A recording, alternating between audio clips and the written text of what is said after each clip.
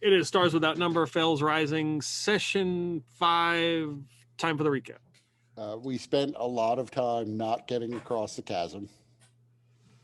But we forged on, continuing to look for a way across the chasm, meeting with failure after failure, then finally finding a narrow part of the chasm that we could not cross. So we kept moving, continuing to fail. Eventually, though, we did make it across the chasm, and we made it back to our settlement, where General Marquardt was possibly for the first time interested in seeing us, because we had some information about what was going on outside and some possible leads on resources. He suggested we not help them overthrow the, what's his name, Prince? Porcelain Prince. Porcelain Prince. And that we instead ally ourselves with the Porcelain Prince, which is fair enough. My character didn't necessarily think that was the best move, because we could take over these primitives. Why ally yourself with a guy who thinks he's in charge when you can make yourself the guy in charge? But we have our orders. So we re-geared up. I forget to what extent we checked in on Illumination Boy. Maybe we just avoided Kevin. I think we did. He was there for the ceremony when you guys were leaving. He was doing. Oh, he was live streaming it. Yeah, he was live streaming it. So we went back out and got across the chasm again, this time in a hot air balloon. And we were debating whether or not we were going to keep the hot air balloon or abandon it and use the vehicle once we got the vehicle out of the mist.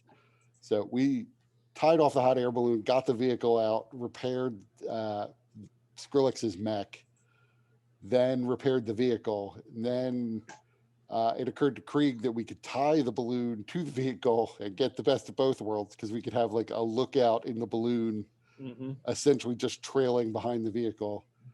But we were then ambushed by one of the dog-faced mash tribe, but one of the various tribes the mongrels, that exists out in the wasteland. We killed them off, but they managed to pop our balloon. And then as we were wrapping up, there was another cloud on the horizon as more vehicles approached.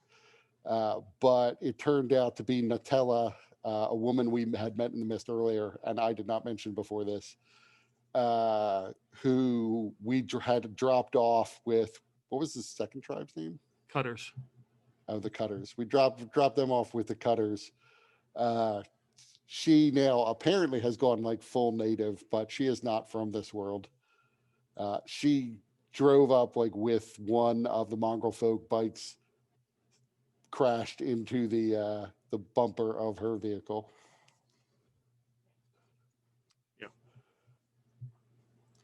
Yeah, and you found her when you prevented your vehicle from going over the chasm. She was climbing up the side. She had been down below walking for days, claimed that she had been banished from some strange world that had apes in charge of it, and due to her worship of some god named Bekbar, her armor was all rusted, and she had like pointy ears.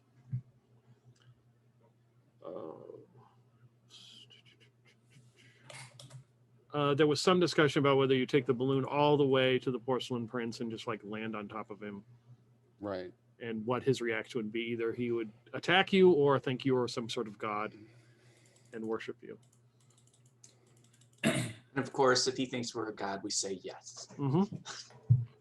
I guess I didn't interpret that General Marquardt's orders was to necessarily ally with the Porcelain Prince, but rather to like keep our options open and like take whatever opportunities we could get.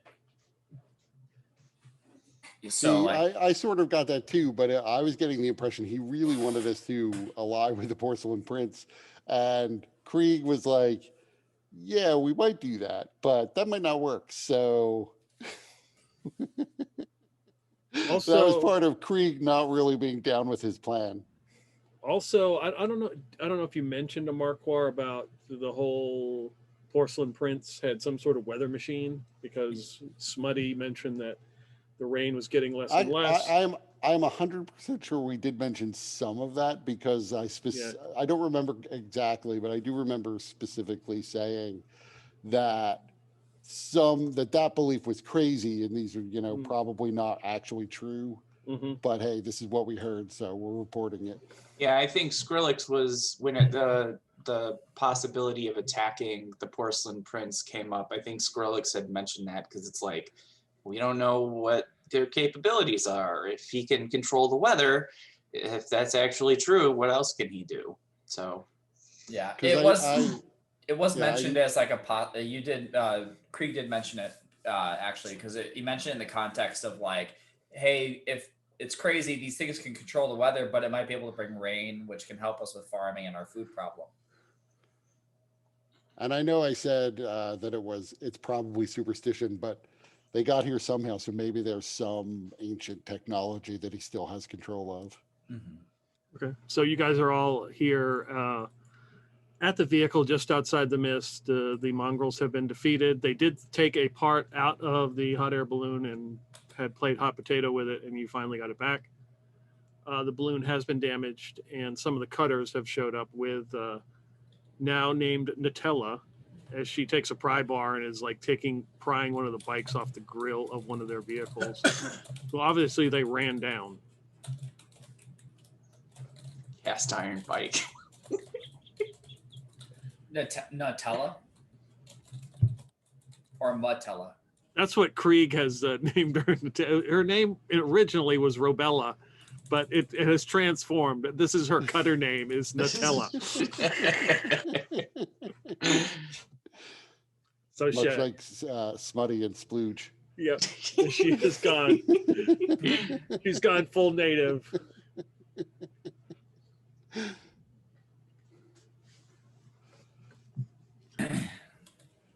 So is there anything you guys can do about the hole in the balloon, or should we just abandon the balloon?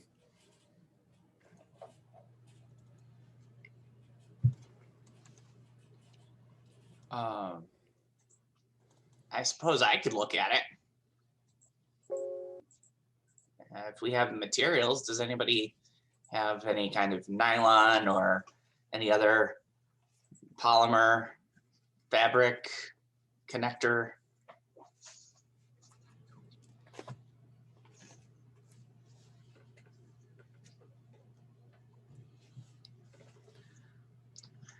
The cutters don't. Oh, let's see what I could whip up. And he starts looking for junk. Let's see. Maybe the bike tires can be ground down and woven into some kind of thread.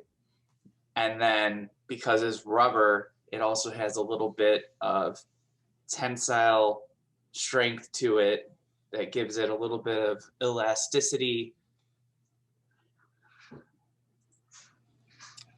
Yeah, Xavier got she got a with her level up. She got a foci called Sense the Need, which means that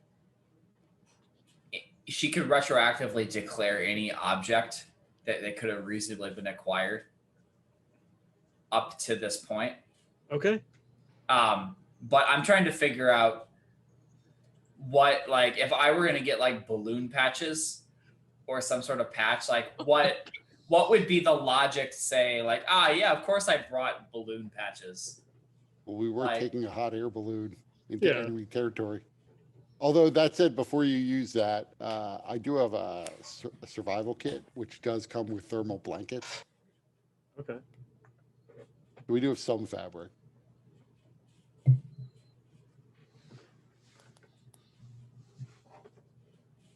So could Skrillex work on processing the bike tires from whatever damaged bikes are around, plus using the thermal blanket fabric and creating some kind of patchwork thing for the balloon? Sure. Tires, cast iron wheels. Oh, are the wheels cast iron as well? Oh, I pictured it was a cast iron frame with normal bike tire, but that changes the game. Well, I mean, I would say I wouldn't imagine they would have inflated tires. They might have solid rubber tires, I guess. But where are they getting rubber? Doesn't seem like there's much of a rubber industry. It must exist if they have rubber. There must be a way to manufacture it on this area, this part of this planet. Wait a minute, isn't that wreck not too far from here? I'm sure we could get materials from there. Ah, good thinking. The shuttle. Yeah. Yeah, it's probably about 7K away.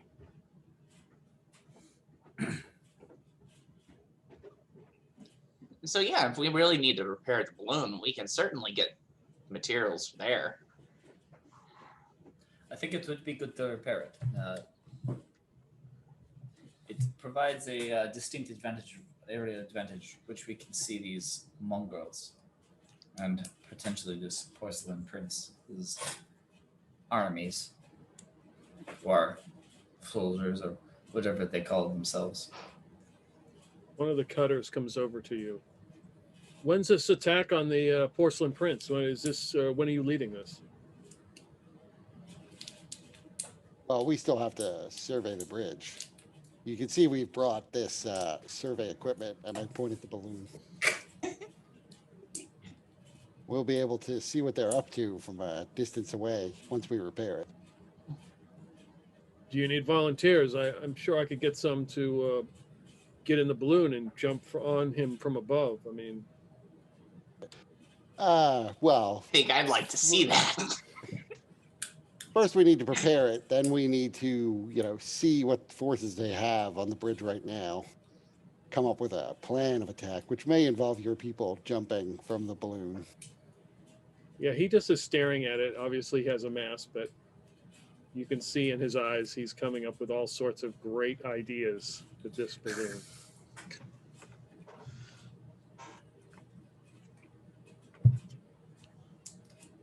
But for now, we need to head to the wreckage of our prior ship, the shuttle that crashed nearby. We'll rendezvous outside the bridge then. I will tell Smutty that you have a balloon. They get in their vehicles and drive back to their camp, in the direction of their camp.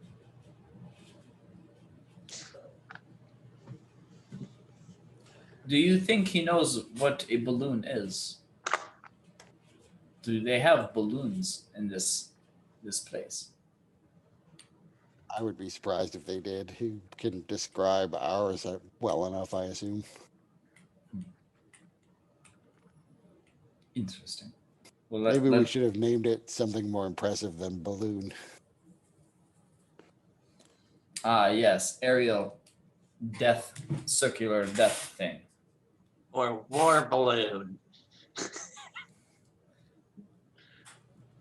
Good thinking. I like war balloon. Or like big muslin. Toad behind big hustlin'. All right, so you're gonna head over to the crash site. Yep. Okay. All right, you don't have any issues. You head over to the crash site. It is a still smoldering wreck. You can see that there are been some pieces, whatever, have been pulled because there's like streams of charred wreckage that have been moved around. So somebody has gone through it. Okay. I forgot we leveled up. Uh-oh.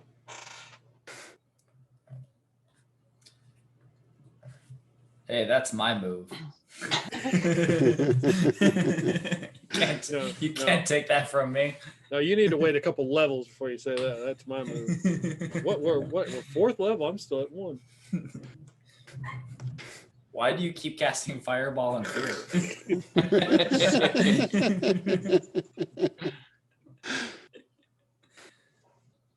So when we approach the wreck, Skrillex excitedly approaches, hopeful that he might find something interesting and salvageable. And if there's any sort of role, Xavier would help, would Okay. lend aid. So to give Skrillex, advantage. All right. You can roll notice with a bonus die. All right. 8. So most of the stuff here has been damaged or destroyed. You do find a piece of what you would guess would be like a heat blanket, like they would wrap somebody in if they got cold. But that's been torn. It's like a 3x2 square. Okay. Well, I found some more fabric that we can use to patch up the balloon. What else do you need?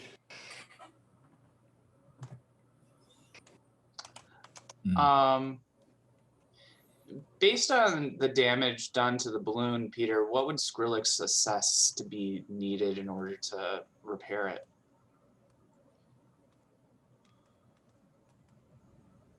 You would probably want like some kind of adhesive or something to put on the patch. You probably don't want to sew something on there.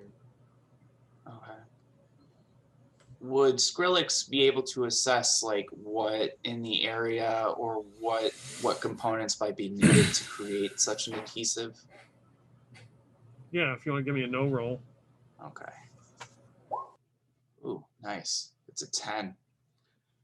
So you would have those various items probably like in your toolkit or whatever that's in your mech. You probably got little jars of various solvents and grease and stuff like that. So a mixture of those would probably create something sticky enough that would adhere to it. Perfect.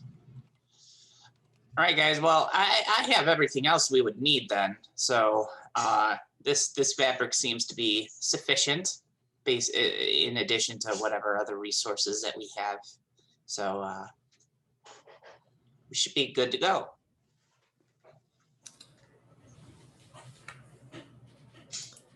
Very good. So, is there anything else we need to do with this wreck while we're here? Looks like somebody's been through it.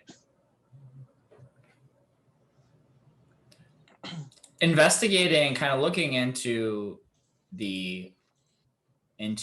kind of what's been rummaged. Are there any clues that indicate like who it might have been? Like, does it look like it's been like mongrels or cutters or someone else? Like, is there like I don't know. Is there like, what do you call them? Cast iron bike tire prints like outside or something? Yeah, you can give me a notice roll.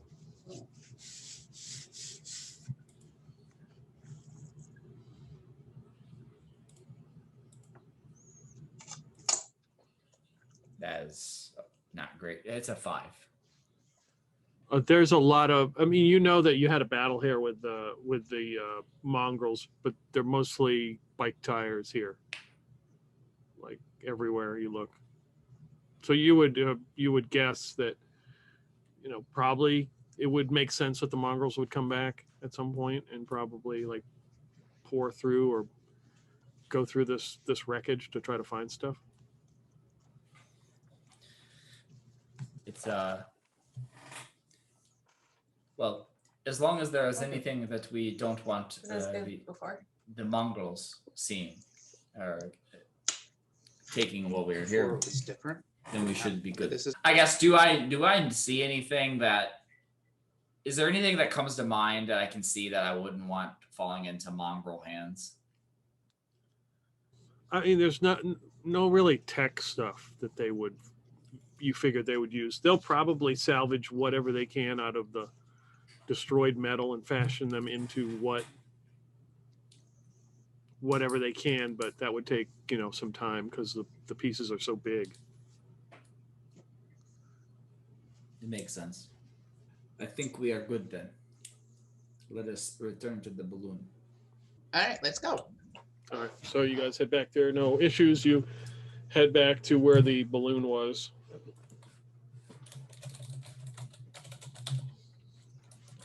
And go to repair it, I would assume. Yeah, Skrillex immediately gets to work. All right. So you want to make a fix roll looking for a 9. I got an 8, but I'll use my expert point so I get to roll it again. 10. So you have fixed the patch in the balloon. Excellent. So you guys watch Skrillex to get to work, tear the blanket into proper shapes, mixing adhesives and things like that from what he can find within his mech, and as well as with the available supplies, and it all looks good. Great. So I guess we head to the bridge now. Okay, if everybody can see the map, I would assume. Mm-hmm. Yep. So you guys are down here close to where the catapult is. You could go to past the raider camp, which is the cutters. This raider camp here is the berserkers, but the bridge is right here. So you'd have to go around that way. Or go through the burnt wood in the middle, or go around this side. Or there's another option, I'm sure, but Well, we can talk to the berserkers. Maybe they want to help out taking the bridge. It would be wise to get all the allies we can before assaulting the bridge, but do we wish to do that after we see the bridge? To kind of assess the situation first. Yeah, I guess that makes sense. Otherwise, they're just going to do what the cutters are doing and constantly pester us about where we're getting started. Yes. Plus, I think the plan was to use them as, what you say, cannon fodder. Right. So, Although, not that these primitives know what cannons are. Stupids. maybe they think it is a great honor to be cannon fodder. Oh, we should totally tell them that. That cannon fodder is a term of high honor in our culture, reserved for the greatest warriors who stand in front. I approve of this message.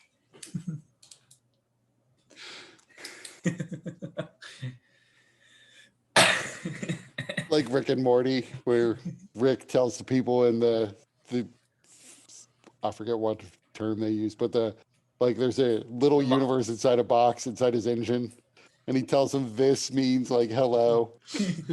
Or it says this means peace among worlds. Yeah, that's right. So he just walks down.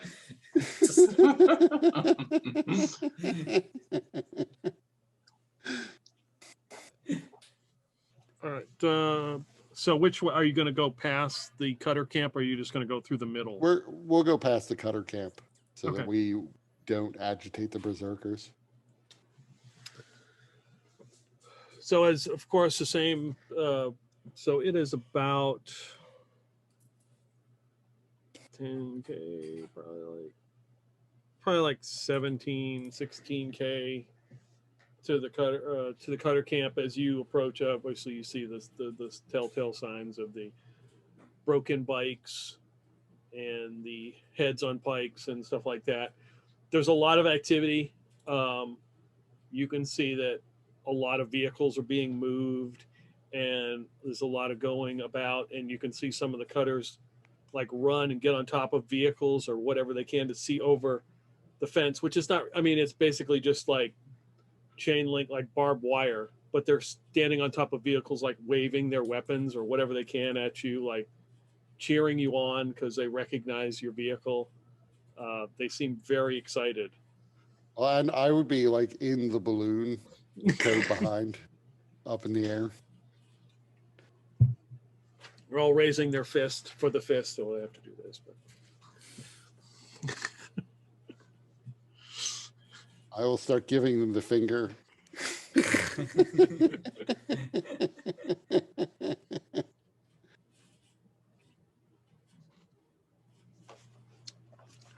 they return it as a sign of solidarity with you Right. in the struggle that is. I about thought to they'd be begin. like, why does he want peace among worlds? We want to kill the Porcelain Prince.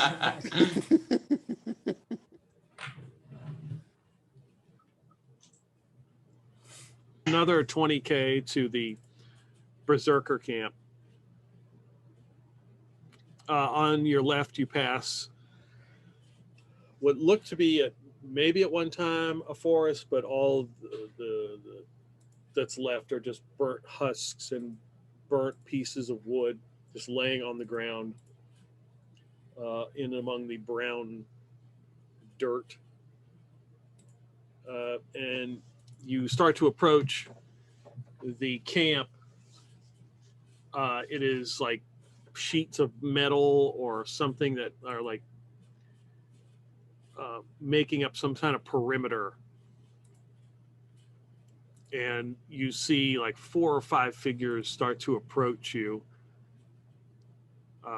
I assume we would, so because we have a balloon, first of all, but I assume we would hang back. Like, I have binoculars. I would want to surveil them from a safe distance. Okay.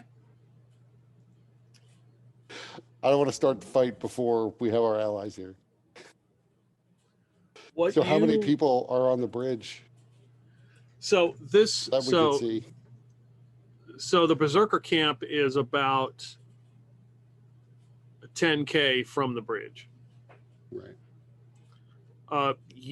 What you notice about the Berserker camp is kind of like piles of garbage and like assorted waste everywhere, like collecting like old, obviously the bike parts you now recognize. They've got like piles of those. They've got like a stack of tires. They've got like maybe 1 or 2 vehicles that look actually intact. And they're just kind of huddled around in like compared to the Cutter camp, this looks like really rough living. Like this is really bad. Like So I thought we were and, bypassing the Berserker camp for now to go to the bridge first. you can, but you're going to end up going. You're looking on it. I would assume, like in the balloon, looking. You're up high, Right. looking down on it, right? Yeah, there's no signs of solidarity or anything like that. They just kind of watch you go by. A few come out of the camp, are out like walking. They're not in any kind of vehicles or anything. Most of them are shirtless, but they don't have your abs, so you're good about that. They don't even have cast iron bikes. No, they are not on bikes. They have Krieg sees like piles of bikes that they have stacked up in their little camp. So as you continue on, you start to approach the bridge. You can see that there are armed guards, probably about a dozen of them standing there with a big gate.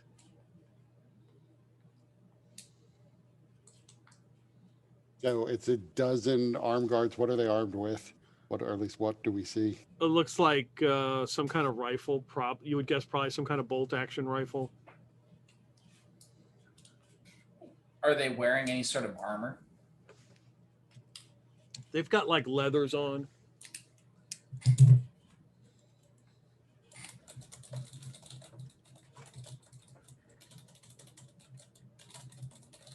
mean, nothing too bad. There are a dozen of them, so maybe it would be unwise for the 3 of us to bum rush them.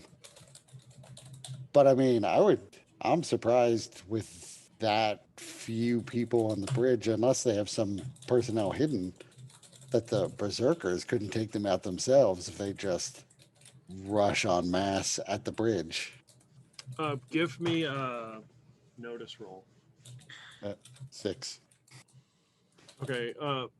They also have like two small sheds, like on either side of the bridge, next to that, on either end of their barricade. What does this bridge cross? Is it like is there like a river, or is it just like another gorge? It looks like a gorge.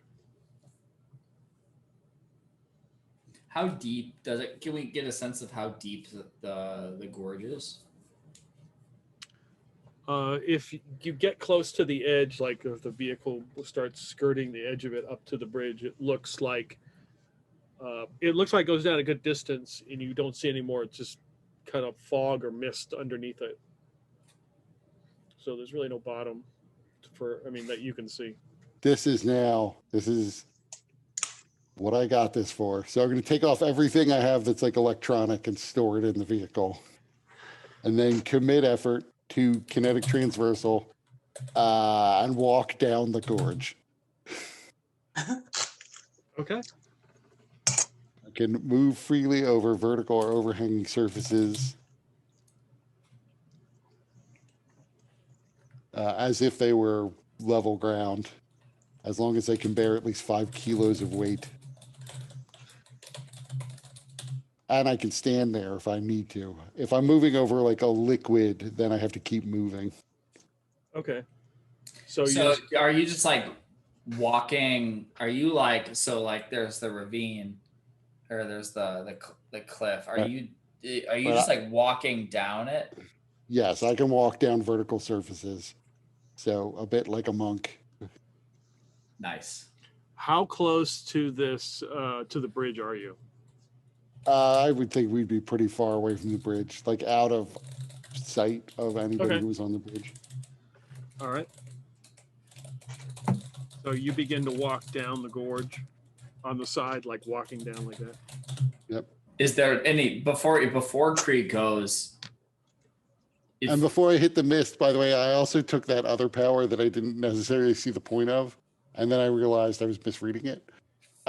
So I also can like create a vac suit around myself out of just telekinetic force. And I can protect up to 6 other people, but I can ignore temperature changes, thin atmospheres, or poisonous gases or toxins. So before I walk into the mist, I would bring that up too. Man, your abs are just really powerful. I wish I had abs like that. Abs so strong they can create a vac suit. Could create essentially a vac suit around up to myself and 6 other people. Before Krieg would go, Xavier would say, "If you run into trouble, how will we know? Should you take a rope that you can tug if you run into problems, or some way to signal?"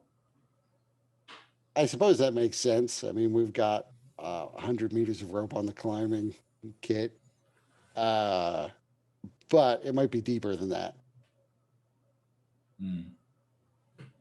But I guess we'll cross that bridge when we come to it. Well, take a rope with you. 1 tug, you're at end of rope. 2 tugs, you're at end of rope. 3 tugs, you're into trouble. Got it. Any more than that, and it's extra. 4 tugs, I cannot help you. So you you've got the rope with you, and you're walking down the side of this chasm through the rocks. Right. Yeah. Looking up. You continue walking. How much rope do you have? The 100 meters. Yeah, you will run out. You run out of the rope, and there's still more to go. So I will not remember how many tugs were for I'm at the end of the rope. I will tug once and then like disconnect the rope from the climbing harness and continue walking down. Xavier would turn to Skrillex. He is probably still climbing. No, I just felt the one thug. Oh, okay. Meanwhile, Skrillex is gonna look at the gap, the ravine or whatever. Hmm. How far is it? You would guess probably at least 5 kilometers across. Oh, okay. So it's a significant gap. Yeah. So Krieg, you get down to the mist. You estimate you've gone probably a quarter of a mile before you've entered the mist. Okay. So I wouldn't create the vac suit until I'm getting to the mist. But Okay. then I would go down. All right. So give me a telekinesis check here.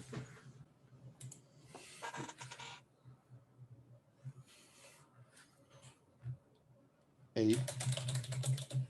You can feel sort of pressures on the outside and against, like some sort of force is pushing against the telekinetic field, but is not breaking through. Doesn't take very long before you break through the mist, and you can now see the bottom of this gorge ravine, and there's a little bit, it looks like maybe water down here. Not only a little bit of water. Yeah, like a small creek. Well, I would go down to the bottom then, and I would take out my trusty survey sense scanner and figure out how clean this water source is. Give me a mental roll. Oh, no, Mental- I'm sorry. I left all my electronic stuff up top. Yeah, give me a mental save. What happens when I inevitably fail before I roll this? I failed. You pass. I failed. So you are besieged by this wailing and screaming down here. It's just like a constant noise, very distracting. You're able to function, but it's just like just continuous Where is it coming from? everywhere. And you noticed as soon as you hit a certain point, it started. So then I would start to make my way back up. So you move up a couple meters up the side, and finally it ceases. So, okay, then now I'd start testing. Like, take one step back. To find Then, the like, point.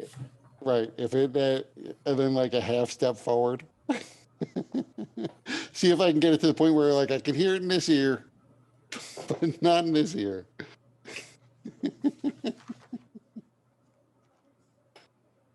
All right, you figure out where that point is, we'll say. How far above the bottom is it? It's about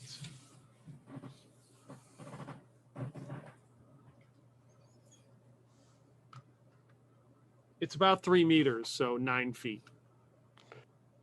So I'm not telepathic, but can I figure out if this is like a real sound or just some sort of telepathic eliciting, something that I'm perceiving that isn't really there?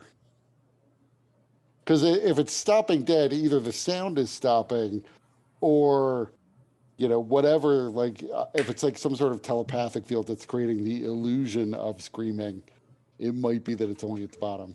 And I'm trying to differentiate between the two. Okay. In D&D terms, it's easier to explain this way. I'm trying to figure out if it's like some sort of psychic illusion Yeah. or actual screaming. You could make a no roll, or if you've got one of your psychic skills. You don't have telepathy. I don't have telepathy. I only have telekinesis. So I'll Okay. do a no roll. I'm not good at those, but 7. You're pretty sure this is not an illusion. It's definitely real. Right. So I think it's actual screaming and I not. think it's actual screaming. Yes.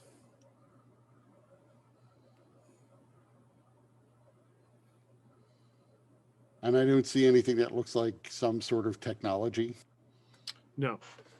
So now I'm just wishing I had like found some small animal and brought it with me to see if I could trigger the screaming by putting the animal down there. But I didn't think to do that. So I'm going to make my way back at that point.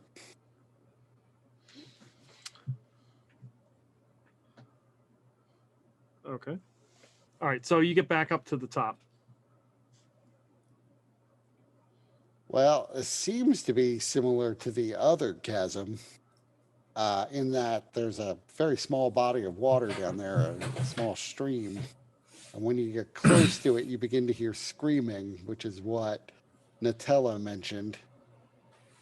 I couldn't figure out the source of the screaming. It seemed like it was coming from everywhere, but there was no technology, no loudspeakers. It didn't seem to be psychically generated as far as I could tell.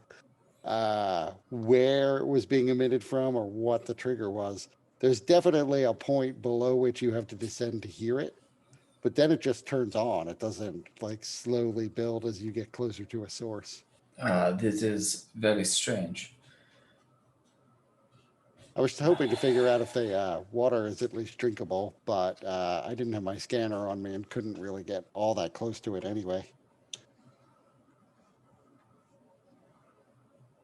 I also didn't realize that the bridge spanned several kilometers.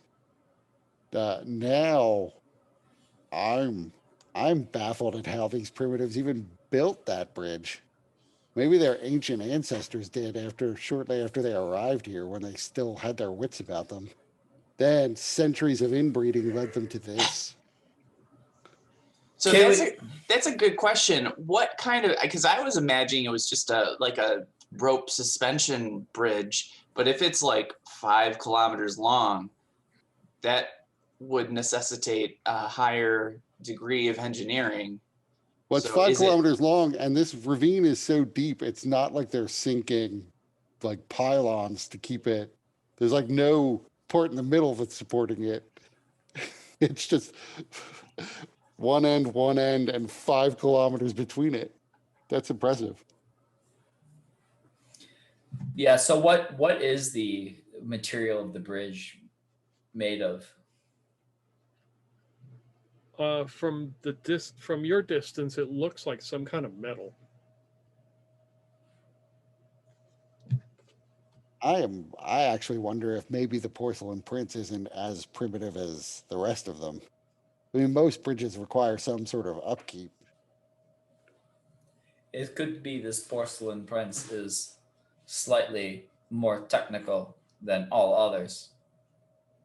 It also makes sense why they would have had trouble crossing the bridge, because if it's this long and it acts as a natural choke point, the guards at the other end would have plenty of time, if they were skilled at sniping, to ensure people couldn't make it. So when we saw the troops on the bridge, were we only seeing like one end of the bridge? Yeah. So there could be more guards at the far end or in the middle. Mm-hmm. Yeah, now I see why it was so difficult for them. So, okay, one possible plan. We slowly ferry them across the chasm with our balloon so that we can attack the bridge from the far side rather than running across the bridge and having to dodge bolt action rifle fire the whole way. I think that makes some sense. We can at least take out the guards on one end. We could do two things. We could have the berserkers overrun this end while we go and fly over and take out the other end, so that by the time the berserkers overrun this end, we are able to cut off reinforcements. I got a question.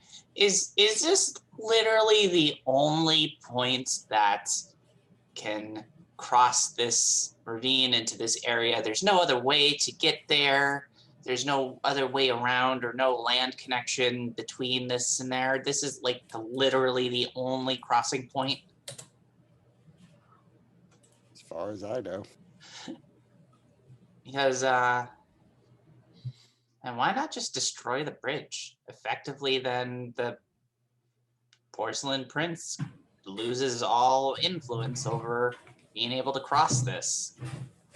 Right. Our allies among the cutters wanted to take over the side that the Porcelain Prince is on. So it may be that he is extracting resources from this side, so that's why he's leaving the bridge up. It may be that the bridge, which is quite a marvel, is beyond his ability to destroy.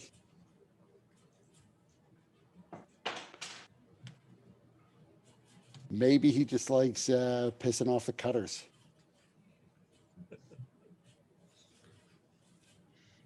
Well, I'm just sitting here wondering because yeah, we're helping out the cutters and everything, but aren't we really just here to like deal with the Porcelain Prince, under orders from Marquar? Yeah, that's true. So, what if we arrange to have the bridge destroyed and convince the Porcelain Prince that the cutters have done it, and then we gain a mutual enemy, and that helps establish relations with the Porcelain Prince? I mean, it's possible that might work. I don't know if we want the bridge destroyed or not. It might be useful to us. I figure our forces have to be enough to take out the cutters and the berserkers and the mongrels. So we could probably conquer this side of the bridge easily enough. In which case, maybe we want the bridge. We also need to figure out a little bit more about what it's made of so we can figure out our options for destroying it. These people have been here 1,000 years, and since I don't think the bridge is new, it must have been standing for 1,000 years. That could be good. Maybe there's some point of deterioration that we can work on. It could also be bad in that it's just rock solid and going to be here for another 1,000 years and tough to destroy. I just want to see a bridge fall.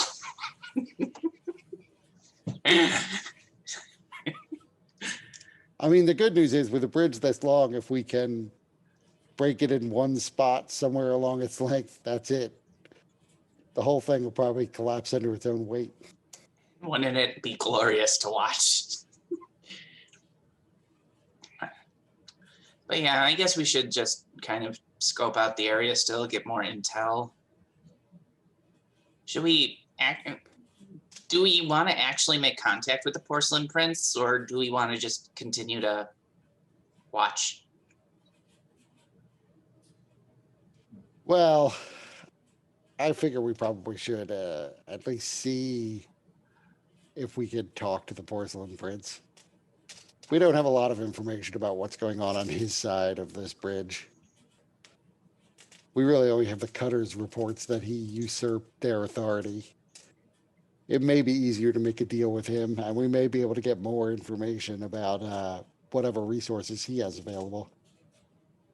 So I'm thinking it's probably we hide the balloon somewhere because we don't want them shooting the balloon out, or even knowing of its existence so that they can plan for what it might do. But drive up to the bridge and see if they'll talk.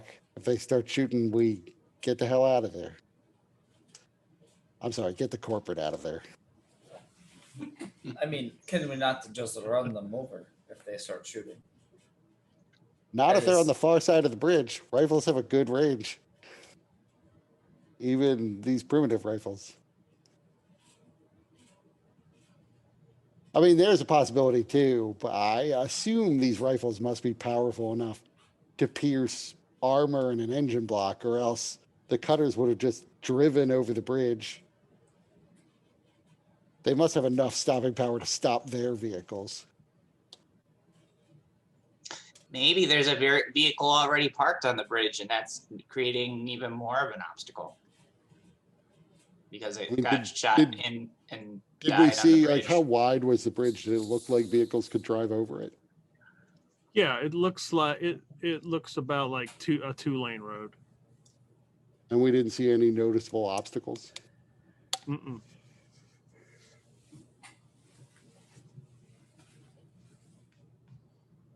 That is a good idea, but good thinking. But I don't think I don't know if I noticed anything sitting on the bridge before. I mean, it's possible they have defenses on that bridge we haven't seen. Let's try driving and seeing if we can arrange a meeting with the Porcelain Prince, and then take it from there. This area of the planet seems a lot like my home, except instead of being freezing cold, it is warmer, but it is just as lawless. And you have to use any show of force to get your way. So if we show up with enough force, I think perhaps that will warrant a meeting with the prince. He may be interested that we're representing a new faction. Yes, the Children of the Mist. Also, So I think we're going to stow the balloon and drive to the bridge. Okay. All right, just drive up to the checkpoint. Yep. Okay. So they see your vehicle approach. They all take defensive positions. One guy kind of is standing out front. You notice they don't wear that. None of them have masks on like the other groups you've seen. They have more like helmets with face shields, and they're wearing some kind of leathers. In one of the sheds, you see the top drop open, like it's a door that just drops open, and you see the barrel of what would be like maybe an anti-aircraft gun or something start pointing in your direction. How far away from the bridge are we? 100 yards. Well, that's a new development. Even the units of measurements these people use are primitive.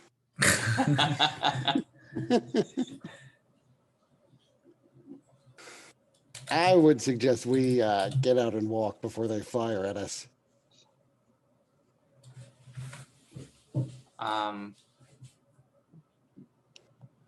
What if they just decide to fire at us anyway while we're walking? I would rather be spread out when they start opening fire with their anti-aircraft cannons.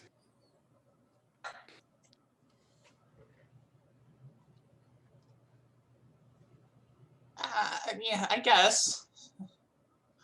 And when we're not in the vehicle, we can at least yell out that we come in peace. Assuming they speak English and are interested in peace. All the other barbarians here speak English. Yeah. Or whatever, space English. What do we speak? Spanglish. Spanglish. Right. But Spanglish though is just an offshoot of Spanglish, I assume, which is Spanish and English. Mm-hmm. So this one person is approaching your vehicle, walking out there. He doesn't appear armed. Oh, good. There's at least one reason that they wouldn't fire on us indiscriminately. Unless, are they sending that guy to be executed? He may be the Kevin of their group. Every group has one. So I say we stop and talk to this guy when he gets here. Yes, very good. So he walks up. I would form my telekinetic armor, my red telekinetic armor, but no weapon at the moment. Okay. And he's standing like out, probably like 10 meters from the vehicle, just kind of standing there.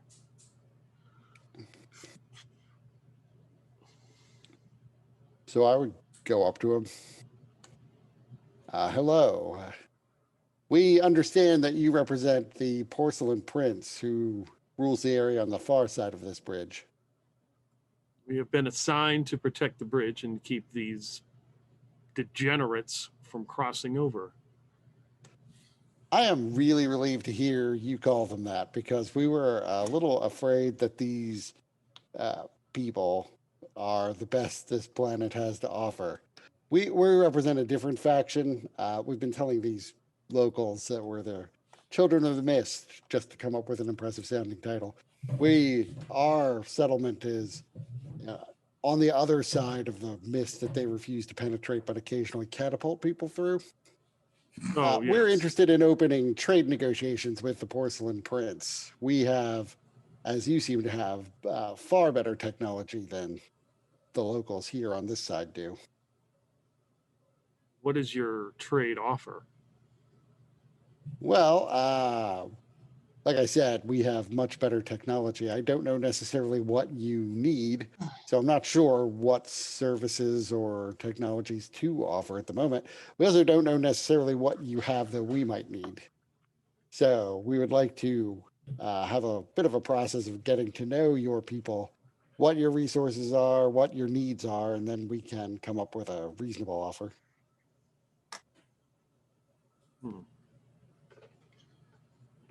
Let me go and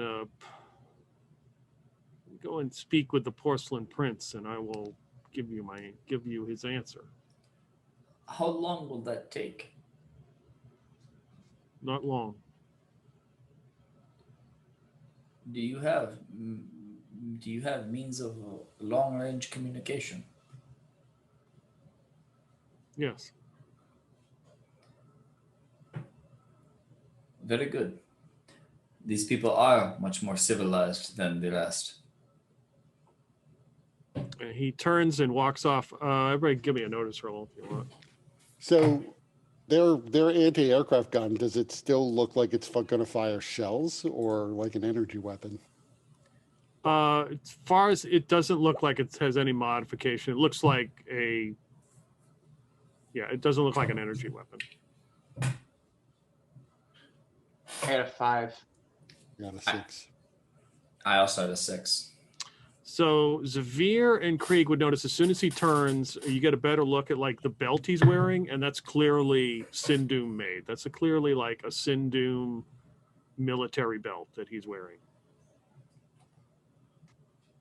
Are you with Sindum, or is your people? Are your people with Sindum? He kind of turns and looks at you. He's like, "Never heard of it.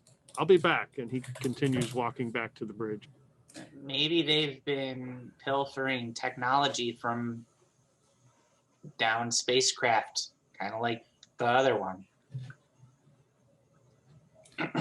What's the stars of that number equivalent of an insight roll? Insight. Notice. Can Emotional state of other people.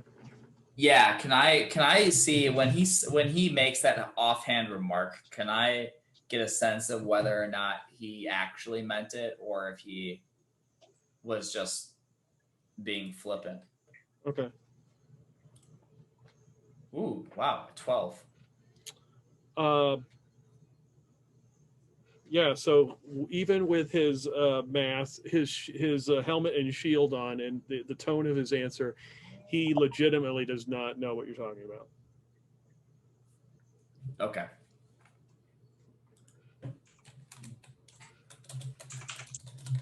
So can I then try to make a notice roll to figure out whether or not he's going to go back and say, "They're a threat, blow them away"? Yeah, if you want to, if it seems like he is.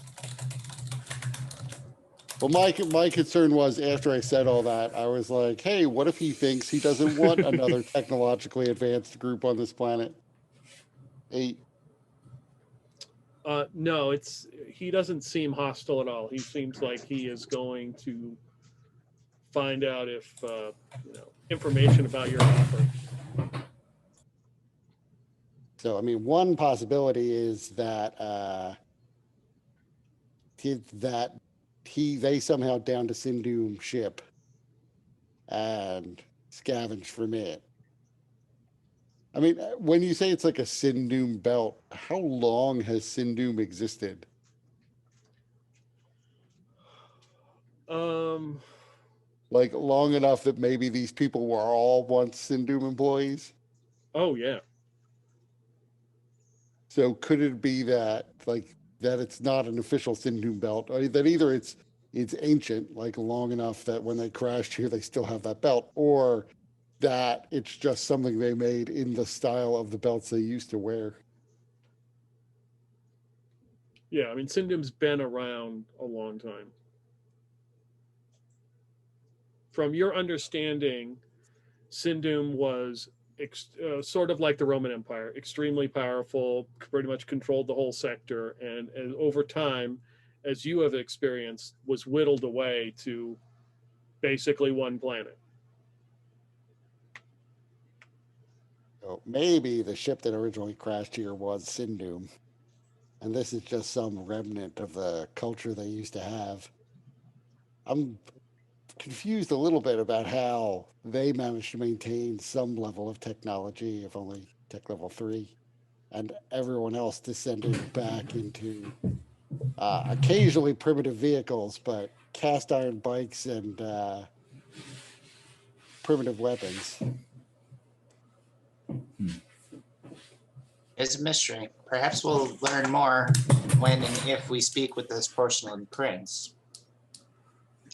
There must be greater, perhaps that there are, on this other side of the bridge, there are resources so great that if deprived from the rest is deprived from their access, they devolve societally. I've seen such things happen. My homeland is similar. For a I brief am moment, I was hoping they would just say that yes, they are Sindoom, because then I could just tell them that Sagrafels is leader of Sindoom, and so they work for us now.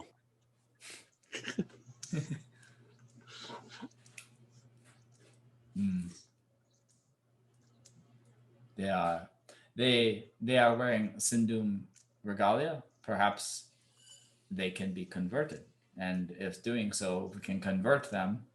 Perhaps they will be able to. They would be open to recognizing our authority. Or at Yeah, but least if they're Sindoom's wearing authority. Sindoom stuff, it doesn't mean that they understand the meaning or value of what Sindoom offers. For them, it might be just, uh, Gucci. Sindoom is their Gucci. Especially if they don't even know the name Sindoom anymore. I am leaning towards somehow they found a crashed ship and scavenged some stuff off of it. I'm just thinking through all of the other options. It's possible they are somehow behind the mist that shorts out all of our electronic equipment, and they have caused other Sindoom ships that have visited this place to crash, just like they did with the shuttle, assuming they're responsible for the mist. It leads a bit more credence to the idea that the Porcelain Prince can perhaps control the weather. If they're able to do all of this, and we've seen the effects of whatever these atmospheric phenomena are on the ship and technology in general. Okay, so he goes up, finally gets all the way back to, looks like he goes in the shed where the anti-aircraft gun is, kind of walks in. There's a side door, he goes in.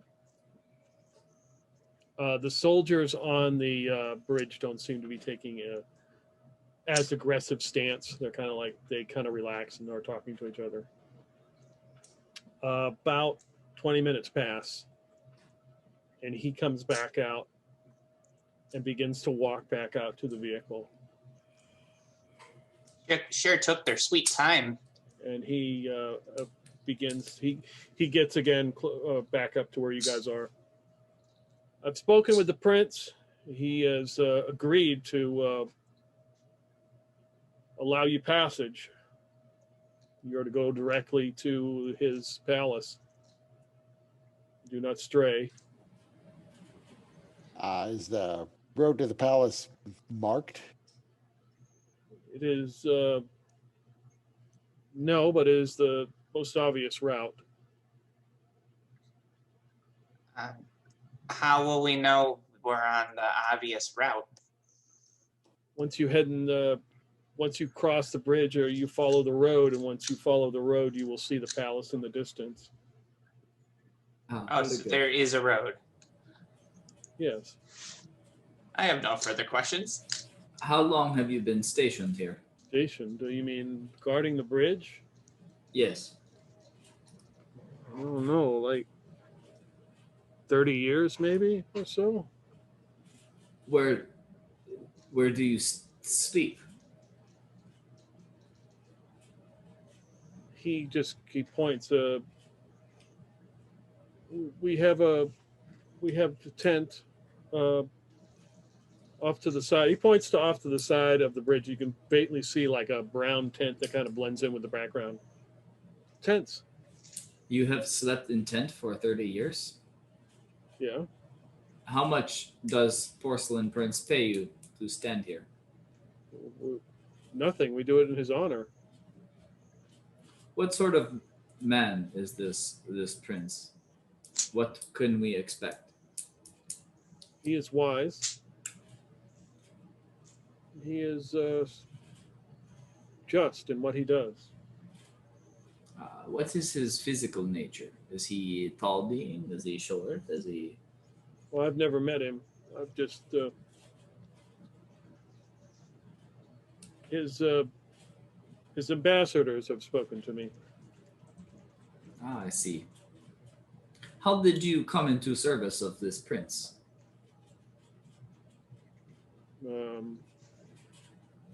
He arrived one day and offered us sustenance, food, drink, a place to stay, and in defense of this bridge. Seems very kind. He's very benevolent. We heard stories that Porcelain Prince, or rumors rather, That he steal palace from cutters. This sounds like jealousy to me. Do you know where these cutters have getting crazy ideas of such? Because they are crazy. And if he did steal it from them, good, because why would you want to give it to a bunch of savages? my thoughts exactly. These people so primitive. From where did you get that belt? It was gifted to me from the Porcelain Prince. How long ago? Well, ever since I joined and defended this bridge. 30 years ago? Yes, 30 years. How do we know how long our encampment has been on this planet? Not that long. Not 30 years. Not 30 years. No. And the Porcelain Prince, at least the cutter guy, said that he took the palace like a couple centuries ago. Yeah. Very good. That belt bears symbol of our leader, Lord and Savior Jagger Fels. So we are simply curious to see how it fell into your possession. Well, it was gifted to me.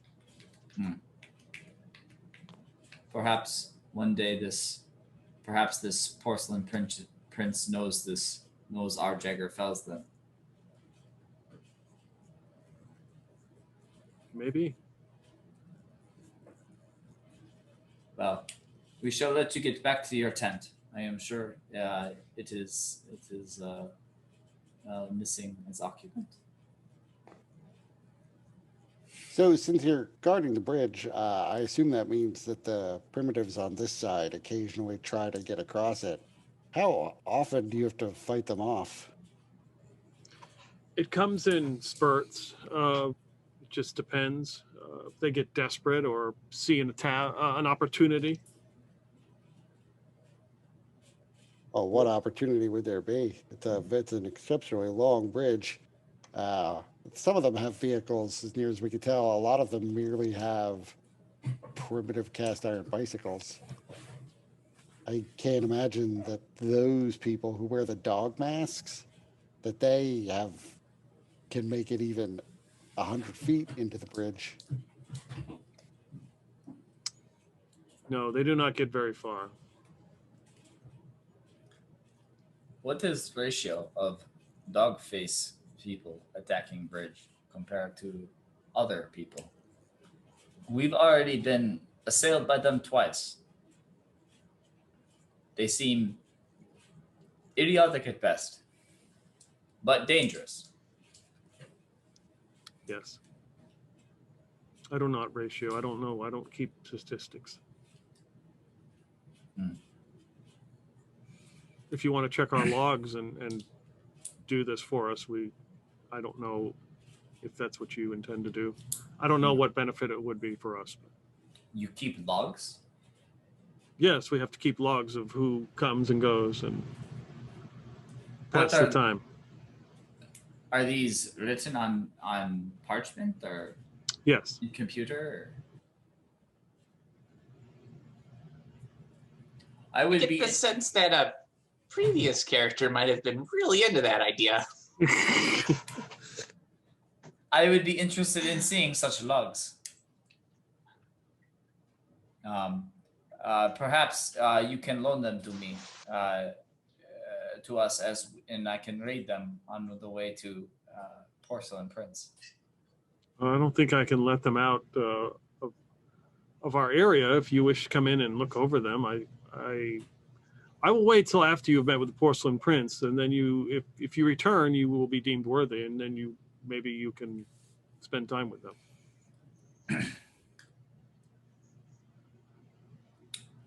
Fair enough. So when the Porcelain Prince showed up, at least we've heard it was several centuries ago. Were your people already on the planet? Did he come from off planet? I don't know. I mean, we were just like these savages, and then we were given the opportunity to turn things around. But was the Porcelain Prince one of your people, or did he come from outside? No. He is way beyond us.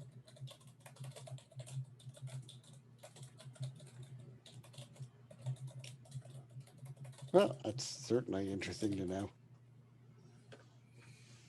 So we will take the obvious path then.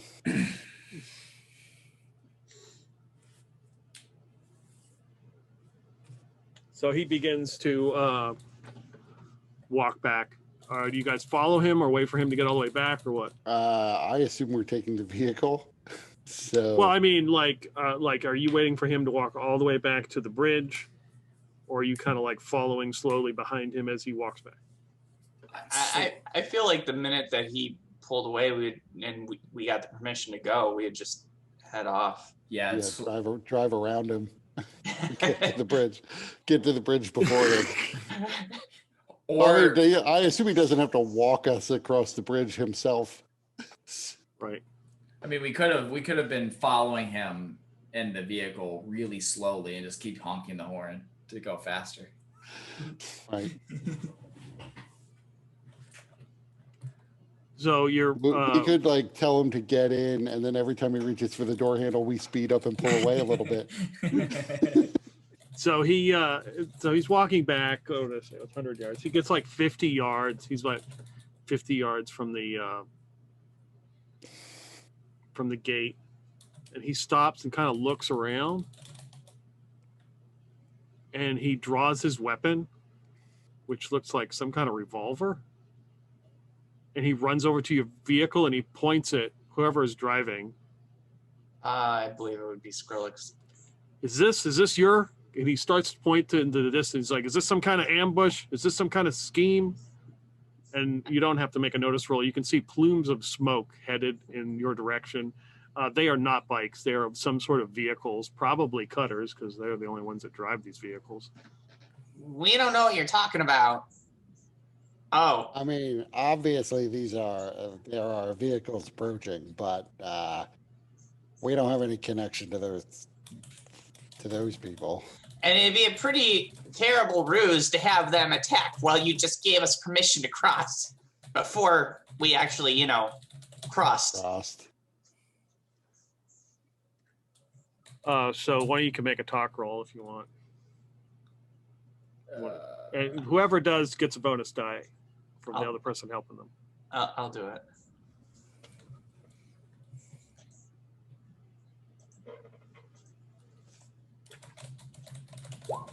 Oh boy.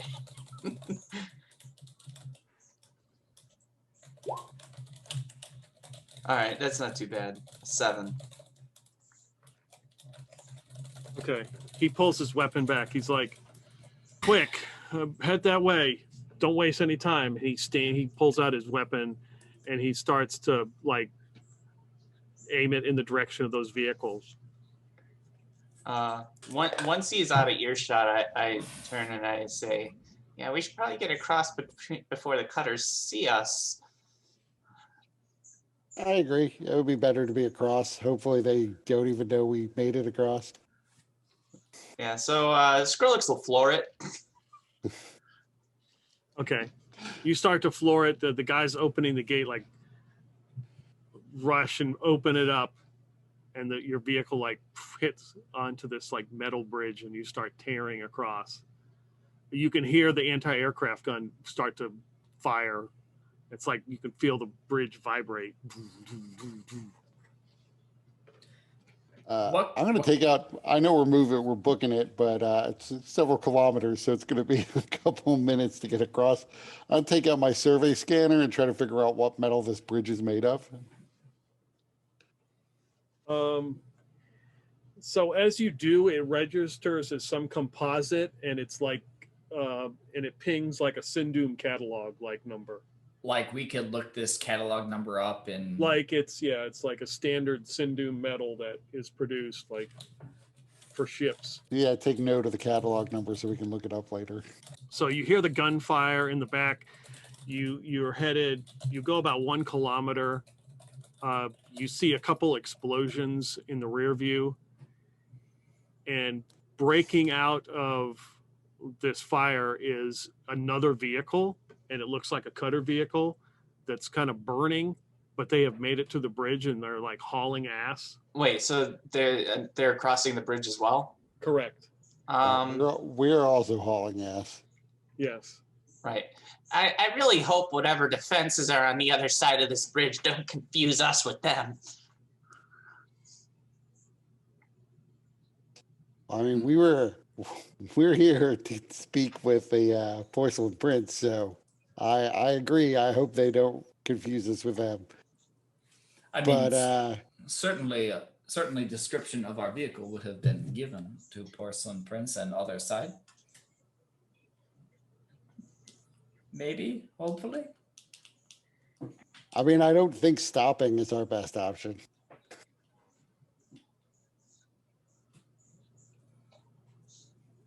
Okay, so you're going to continue driving. Yeah. Okay. I guess Xavier would look around the vehicle to see if we have any like defensive things in the vehicle. Like she might, she's kind of wondering like if this car gets too close or what's going on. Like maybe like we should like show that, like at least give a show that this is not part of us. So maybe throw find a gun and like to take a couple shots at it, or if there's like tacks or something to kind of slow it down. I think there's that seat that Kevin would sit on. The ejection seat. Xavier would specifically avoid sitting on that seat. She knows what goes on there. She might put a couple towels down if she is going to sit on it. And yeah, so she's just looking around to see if there's any like defensive measures we have on Big Hustlin' that might prove useful in this situation. I don't know. I don't know if you had anything put on there. That'd be a Skrillex question because he put the vehicle together. I think the only thing that we actually added to the vehicle was a shock bumper. Otherwise, I Yeah. don't think there was any offensive measures that were added onto it. Gotcha. So then the search would turn up empty. But I guess I would like be prepared to like lean out the window and shoot my terrible shots. Witness If me! needed. So so as you guys are gunning it, this vehicle seems to be accelerating much faster than your vehicle. You can see like some kind of flame blowing out the back of it as it's like catching up. So Zavir, do you want to shoot at it? I thought you were going to say you can see it has like flame decals painted on the side, so it is just going really fast. Yes. It has the special. It's got the special flare that makes it go faster. I guess I would shoot at it. So, what are the rules for shooting out a vehicle? Probably like a negative or something. I don't know if there's actually disadvantage. I mean, probably just a negative. Like a -1. Probably like a -4. Oh, I'm used to that. And how far behind us are they? They are now 50 yards behind you. 50 meters, which is Oh, not they're the same really thing, but close close then. enough. Oh, nice. That's even with a -4, that's a 14. I rolled really well. I will also lean out the window and fire at them. Okay. So that's disadvantage on the attack. -4. 12 to hit. Okay. So you blast, you guys both reach out and fire. You can see it hits off their vehicle, which has like been damaged.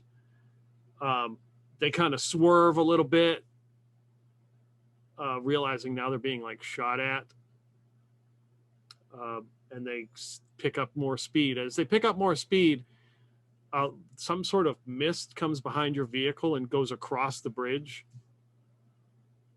And their vehicle comes back out of it just for a brief second, and it's like sputtering that flame. You don't see that flame anymore, and they're losing ground. So their nitrous ran out. Well, did you say like a mist, like Like the mist from that we had that killed our car. Yep. So did it like rise up, or did it It just came across as you're driving. It like you're shooting behind you. You see the mist kind of come across your view, and like they drove right through it. Did it? Okay. Is it like something that we saw, like because it's something like we noticed, like it was like moving really fast, or did No, it it just, kind like, of came out of nowhere. Gotcha. Do you wish to keep shooting at it? Yes. Okay, go ahead and shoot. Now that they're stopped, is it still -4? No, -2 because you're moving. Okay, well, 8 to hit. So you shoot. It looks like your round like it lands to the side, and the whole vehicle just goes up in a big fireball, and then you realize that the anti-aircraft gun on the other side has hit them. But you could roll notice, see if anybody notices that, and just claim that you blew it up. But it's just a big ball of fire, and it slowly rolls and goes off the side because there's no guardrails on this bridge. It just goes off the side, and in a big ball of fire plummeting. Better that we not have witnesses to the fact that we were crossing the bridge without being attacked. Although I'm impressed that they could make a vehicle faster than ours. Yeah, that's that one's new. Although they must know about this mist. What was their plan here? Maybe they never got this far. Perhaps they thought if we were crossing that we would have some defensive measure against mist.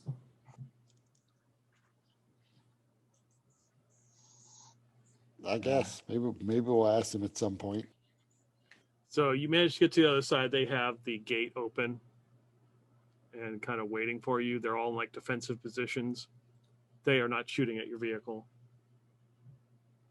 And it's a similar setup. They have like the two gatehouses on each side, and it looks like they have two anti-aircraft guns on each side. How many guards are on this side that we can see? Like probably like a quick count looks like 24 maybe. So where the anti-aircraft gun hit, did it look like the anti-aircraft gun did any damage to the bridge? No. I mean, there's a scorch mark on it, but Yeah, definitely going to be hard to destroy this bridge and watch it fall. Yeah, I'm seeing that now.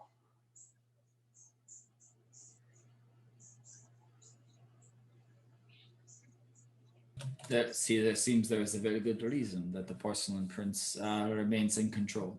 But maybe it's like aluminum and we just need like a little bit of mercury. A scratch. so you cross over the bridge back. It looks like the same kind of landscape, a brown wasteland, and there's a rickety sign pointing, and it says obvious road, and then it's pointing in that direction. And you drive and there is no obvious road.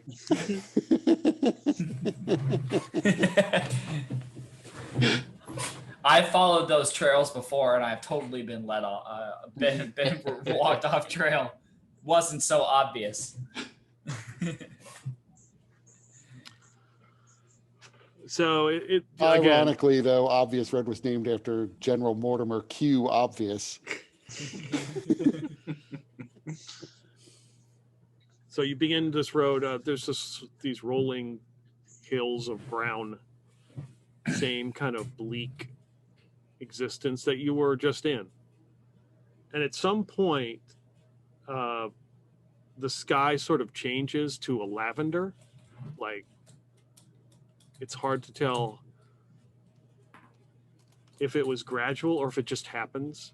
It becomes a lavender sky.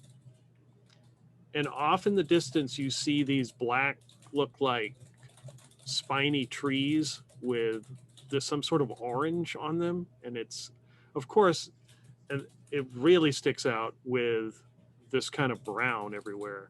It's like some kind of lichen or something on it. And then on the other side, you see a person, and there is some sort of pickup vehicle or with a I'm trying to think. It's not really a pickup truck. Yeah, it's like a pickup truck, and it's got some kind of something in the back. It looks like a farmer, and there's these really bright green something growing in the ground. And as you Like how tall is this thing that's growing? And is it sex grass? not yet. It's probably like it's probably like less than a meter, so less than 3 feet. But it looks, and you can see that these green things are dotted everywhere. Like there's small little areas on these little hills, and that's stuff that is growing.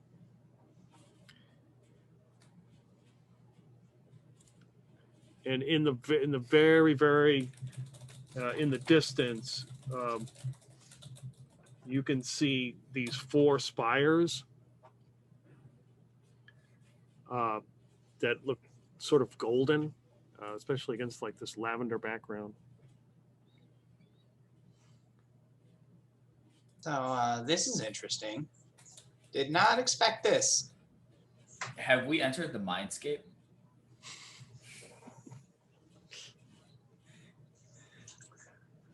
I mean, I don't know. I still am unsure as to whether or not, maybe the Porcelain Prince just isn't human, or not completely human, and so that's how he's been alive for centuries, or it's just a title that's being handed down, and they seem to be generally unaware that it's different guys.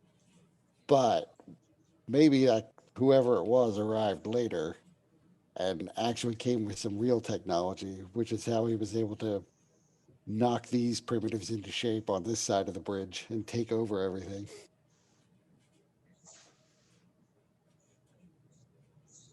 At least it looks like there are some useful resources here for us to take. Does any of this? So does the green plot or the green plants? Do they look familiar? Like, do they seem like anything we would have known, like come across? Well, Jukarata's a shithole, and there's not much growing there, so probably not there. But like coming to Sindum, um, there would have been a little time spent on Sindum at least, as well as like kind of hearing about stuff, whether it was like scholarly or hearing people. There's a lot of stuff obviously that comes out that looks green. So I mean, that's usually associated with not things dying. So Sindum would have had like small areas where they actually grew stuff, like had gardens and stuff. And there's uh, probably Krieg would have seen that, would have seen the gardens in Sindum. So yeah, you've probably seen people have gardens and stuff like that. It really stands out here because it's just brown nothingness. There must be some sort. There must be some sort of great source of water to feed all these plants that does not exist uh, as much on the other side. Perhaps that is the resource on the side is water. And as you're driving and taking this in, you see like these clouds begin to coalesce and form and get very dark and just sort of drop rain into one spot, and just like a deluge, and then it just dissipates. Well, there's the weather control.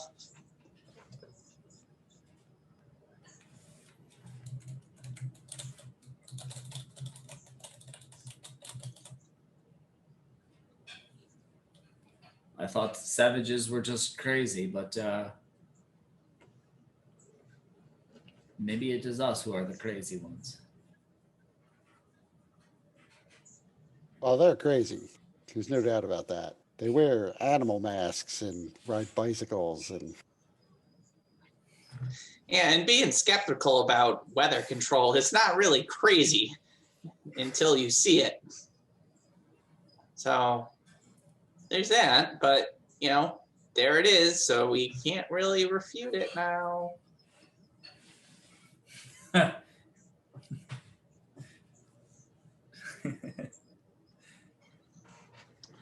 You know, the more and more we go into this place, the more and more I'm wondering if we can actually like do anything to threaten this porcelain prince. Maybe diplomacy is really the better option here. sure, right up into the point where we have him assassinated and take over. Yeah, maybe just hold off on that idea for a little bit. Well, I mean, we need to figure out how he's controlling the weather. So yeah, well, it's a lot of information to gather before we move on to assassination. I guess everybody's gonna have a goal. There are steps to these processes. You have to learn this, and then you can assassinate them. I do agree, though, that if he can control the weather, then a direct open assault is probably ill-advised.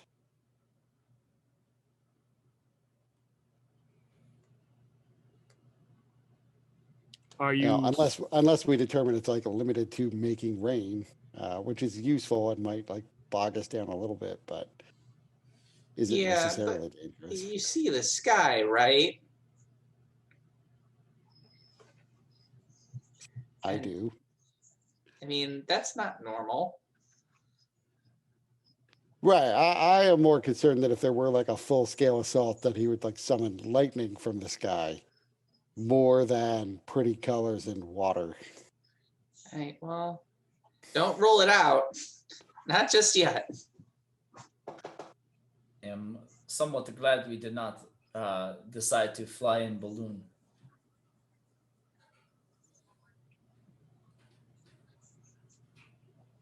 Are you headed directly to the palace, or are you stopping along the way, or what?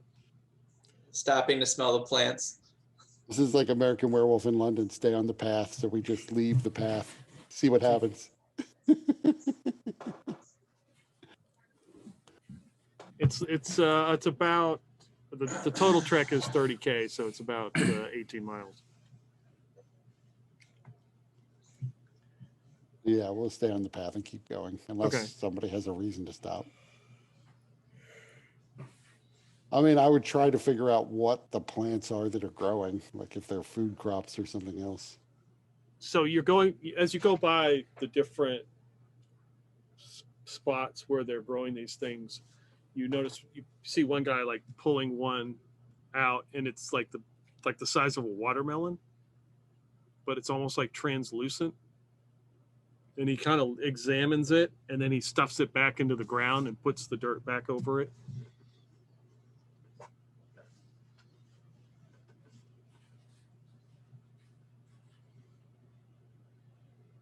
Do we recognize anything like that? No.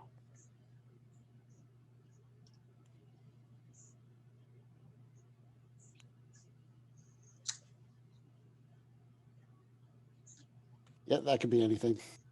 So Right, so, yeah. you begin to get closer to this palace, which now is you can see that it's kind of like crystalline windows, and it's got 4 very prominent spires, and it's got some kind of gold on it. 3-meter retaining, so like a 9-foot wall going around it. You can see that there are some kind of tents or canopies inside that go around this palace, and there is a large like moat with a drawbridge that comes down as you approach. A very strange mix of advanced and primitive stuff going on here. I mean, the Porcelain Prince has been in power now for centuries, or so we're told. But it seems as though all of his people are still living in tents, except for maybe a few lucky ones who are living in that fantastic palace that he lives in. Well, yeah. If you had power over all the people, isn't that a good way to keep it? To keep them all in the hovel? I mean, I guess that's one way. I feel like it would just breed discontent. You would think you would just get bored enough to want to improve the housing situation. Why? I mean, after centuries? I mean, we don't know what his goals are. Maybe this is really just retirement life for this dude. He's got his 20 million. I'm just saying, I would just assume that I'm clearly incorrectly that he would be as kind and benevolent as Jagger Fels. But perhaps he's just some despot. So the portcullis is still down, and as they drop the bridge, and a door opens to this wall and closes in a figure in a robe. It's like black, and with still some of this brown dirt on it, and looks around and scurries across the bridge and runs over to the vehicle.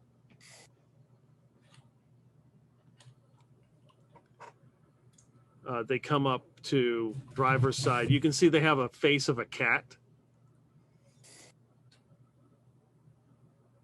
And they peek in. Who are you? Have you come to trade? Oh, what are you? Is referring to me, Yeah, you're in your mech, right? right? That's probably good. Yeah. Yeah, I'm just I am what I am, and we're here for what we're here for. We're here to see the wizard, the wonderful wizard, the porcelain prince. This figure with the cat face, it's like black and tan and browns. Oh, Torty. Sticks his head into the vehicle and looking around to see what else is there. What did you bring?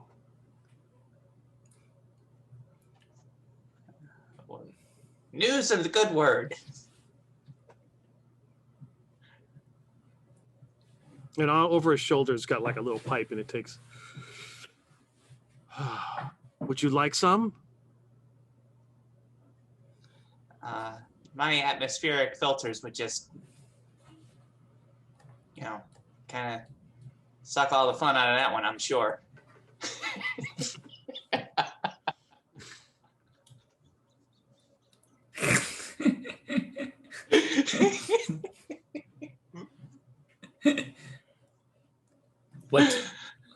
What is this thing you are inhaling?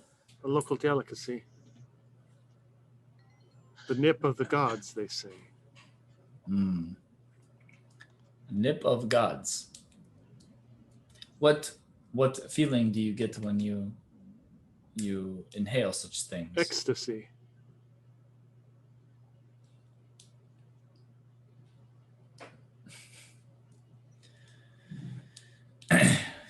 I think I shall pass for the time being until we meet this porcelain prince.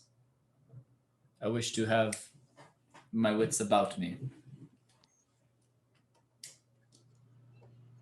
What is your name? I am Cecil.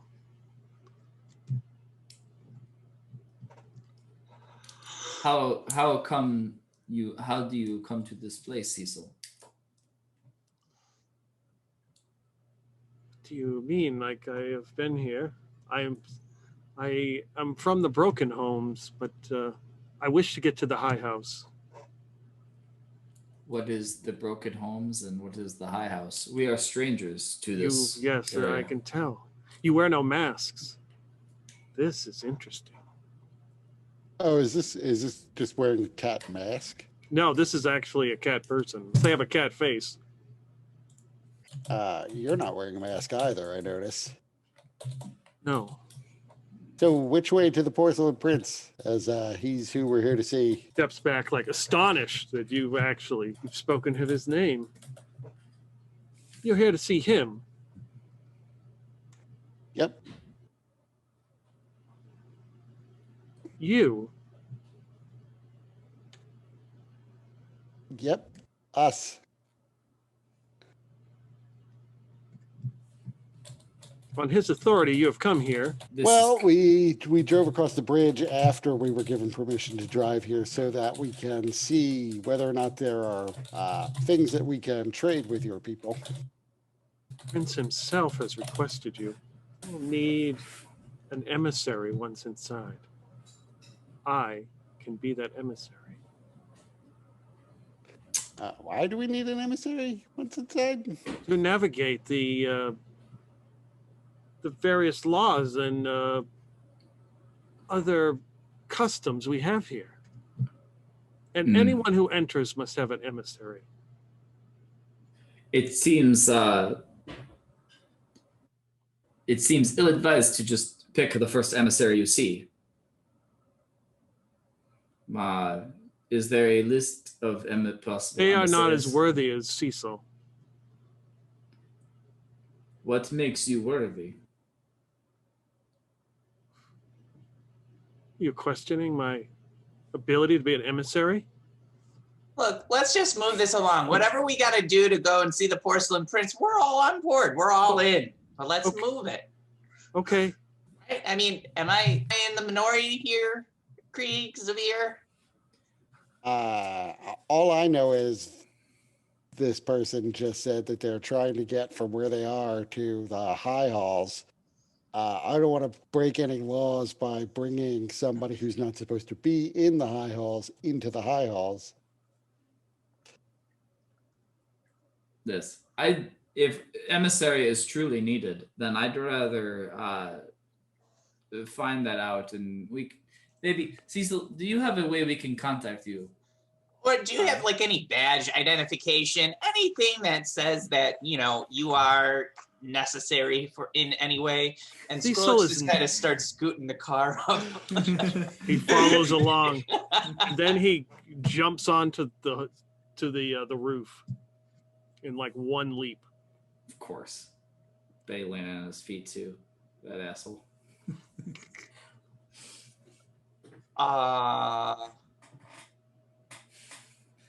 Look, they can't possibly blame us if we drive on forward and some idiot has leapt onto our roof. Yeah, So, but I'm gonna just at leave least him. make it hard for him. Skrillex just guns it back in reverse, and then Okay. after a minute, suddenly brakes, and then speeds into the portcullis. Okay. Give me. See, I thought you were going to say, like, and you brake, and then if they fly off, you just speed in, crushing them against the wall. Give me a pilot roll. Is this considered a new scene? Sure. Cool. I'm gonna use my expert point to re-roll that.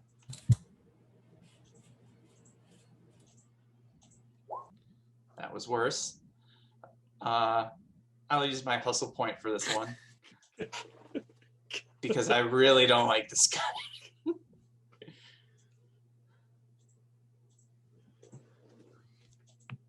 Okay, that one's better. 8.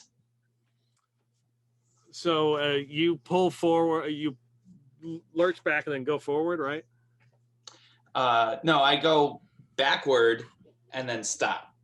Okay. Because I want him to fly backwards off of the thing, and then drive forward with him gone. Okay.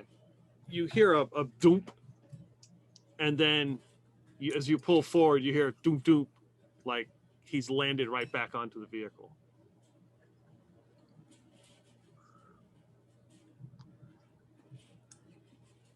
All right, so then I'm gonna brake real quick and have him fly forward, and then I'm gonna, while activating the electro bumper. Okay. All right, give me another drive auto roll.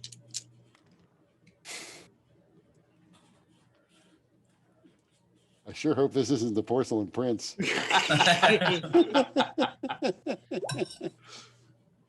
6.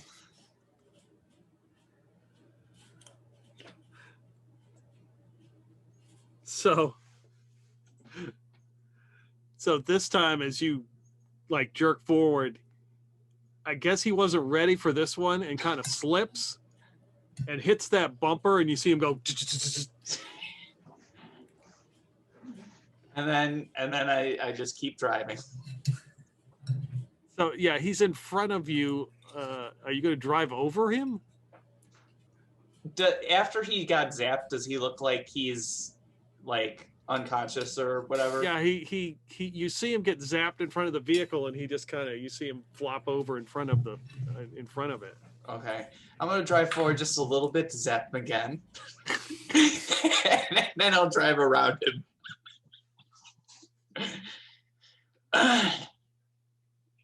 Yeah, no, there's not enough room to maneuver that vehicle around him. Oh, okay. I tried.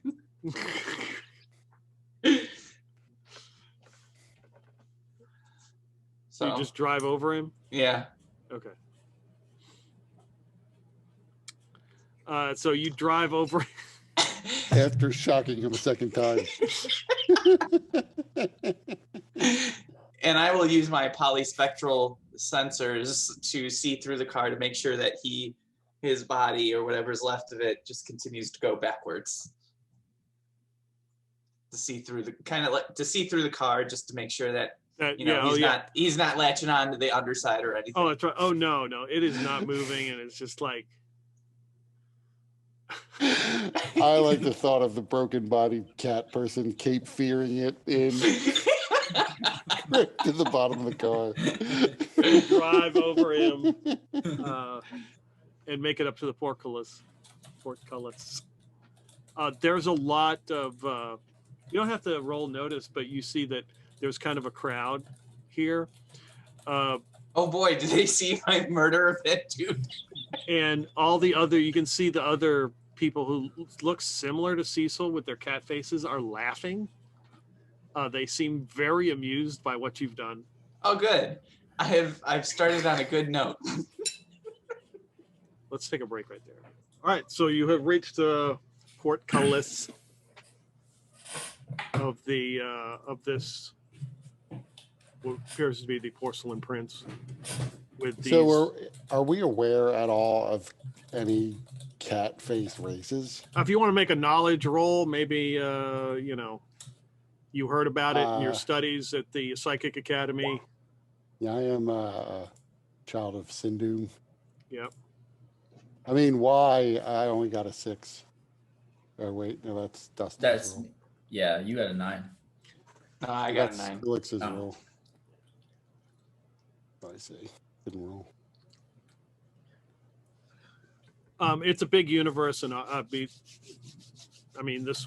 there probably is, but they're probably Yeah, way. I mean, why would they waste time with cat races? That's kind of ridiculous. Yeah, I'm Promethean. Exactly. So already at the pinnacle. Yeah, doesn't get much better than that. So you don't notice any guards here at this point. There's nobody with obvious with like weapons like you've seen before. The portcullis opens, and I would assume you roll your vehicle into this area. Yeah. Yep.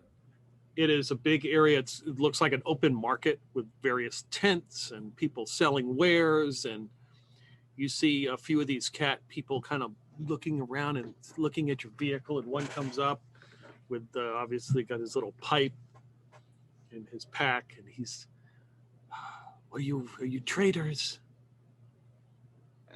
We're here to see the Porcelain Prince. No stops, no distractions, nothing in between. That's what we're here to see. He turns and says, Porcelain Prince, and a mob just descends on your vehicle. There's like 20 of these cat-faced people just all looking around like, I can take you. I can be your emissary. I can take you. Step on it, Skrillex.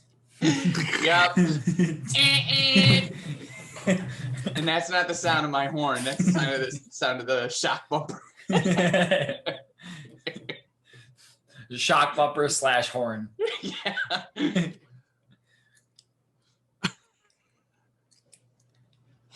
All right, so give me a drive. Give me a pilot roll. Let's say drive auto. That's a different game.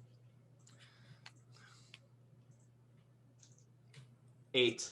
Yeah, like you're zapping them and they're moving out of the way and jumping everywhere and scattering and yelling at you in some foreign, strange language. There's a few hisses. They all they are just moving away from your vehicle. I look at Xavier and Krieg, and I'm like, you would have thought the guard at the bridge would have warned us about this. Given that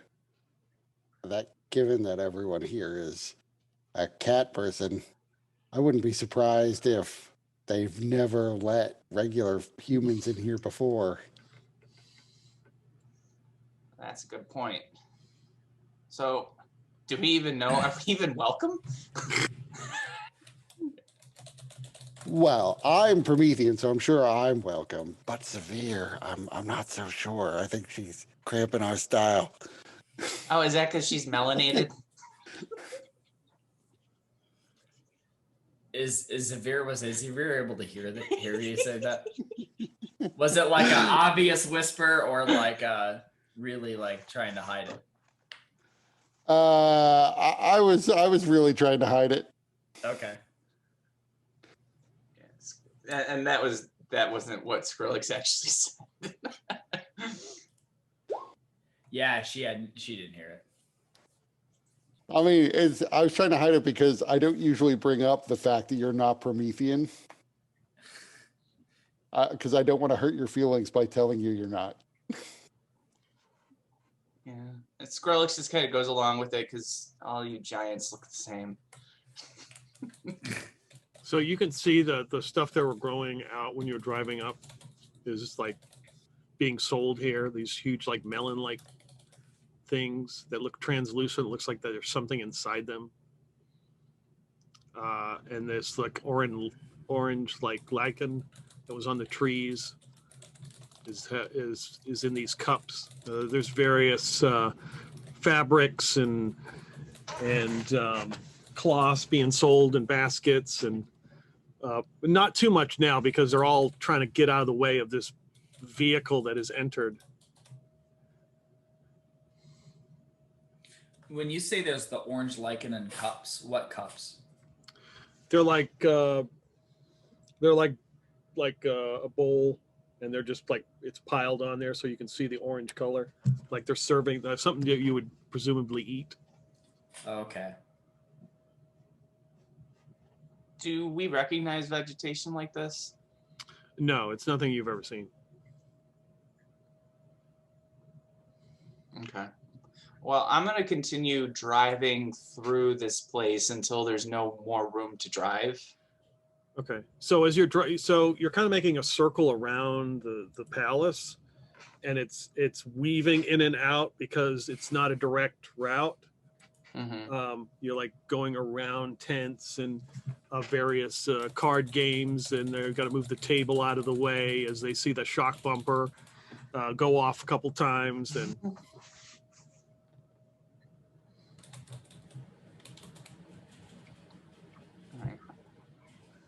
so Skrillex will turn to Severe and Krieg. So do we keep driving or do we start hoofing it? I think we should drive as far as we can before we get out of car.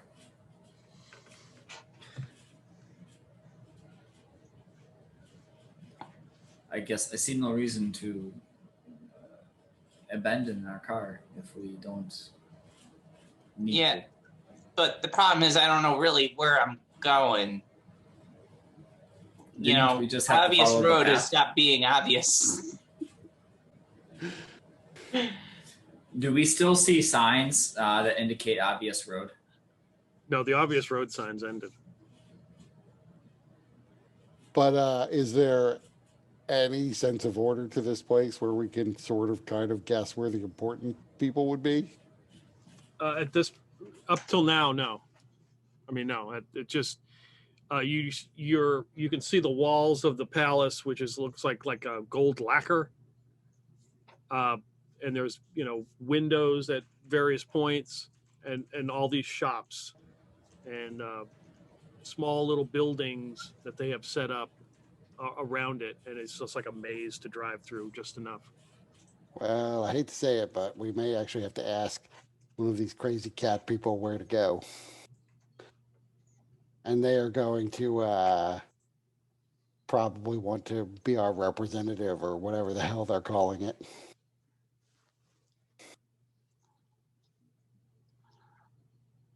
All right, well, probably shouldn't be me that asks them. I already probably killed one. At least.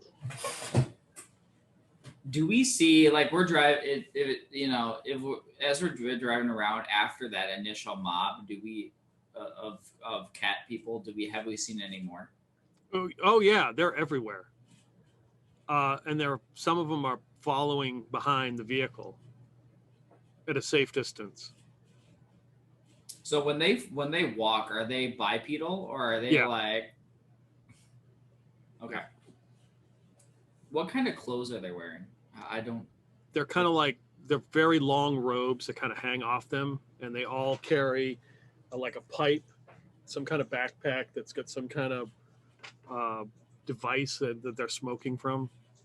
Well, they're way more agile than I was even thinking. If they're able to jump up on the roof and hang on in a long robe. Maybe we should just ask one to join us and be our emissary. Hey, you. I would call out. I would like roll down the window and point Like to this much, roll it down like just enough. and just a little bit and say, and point to the first cat person I see that's not following us. Hey, you. Which direction to the high place? So like 3 of them approach because, you pointed the general direction and, they all thought it was them. And one pushes the other 2 out of the way. The high house, you wish to go to it? That is correct. We wish to see the Porcelain Prince.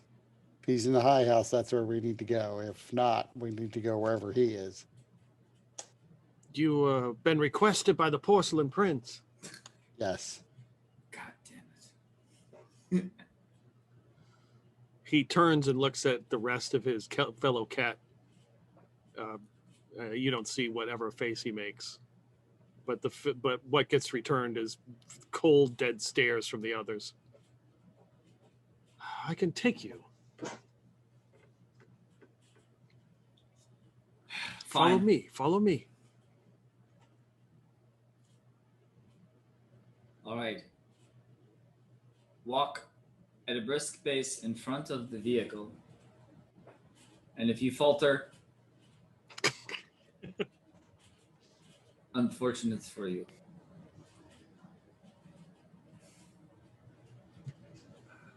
Very good.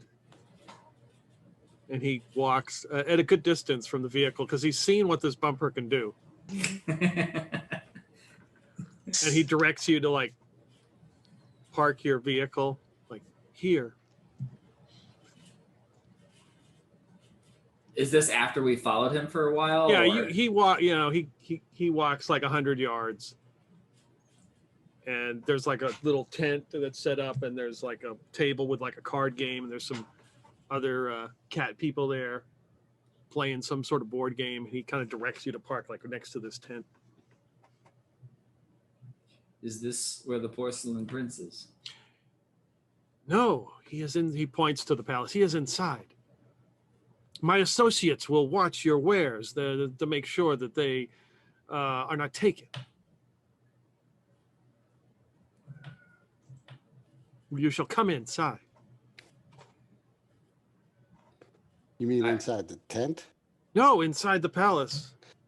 If you wish to come inside my tent, you may. So Skrillex looks at Krieg and Zavir and he's like, I don't think these people will be able to take anything if we just remembered to take the keys.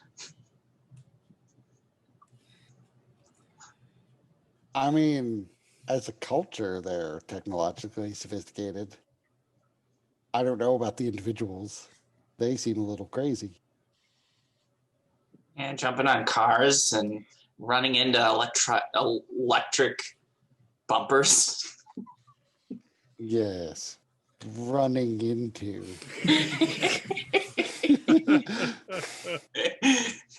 The doors. So he sort of motioned to where the palace is. Does it look like we could drive further and get closer to the palace? No, basically you're driving a big circle around the palace. And all these tents and rickety little buildings are built around it in like a maze that you're sort of driving through. There was no obvious door or way for your vehicle to get into the palace. Well, it seems like we really don't have much of a choice. We're going to have to park somewhere. No need to insult these people. They might vandalize Big Hustling.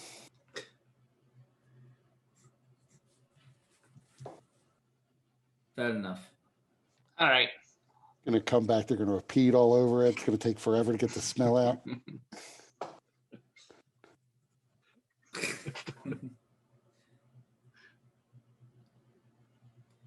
So yeah, I guess then we'll park the car and they park Big Hustlin' in the spot they indicate and get out.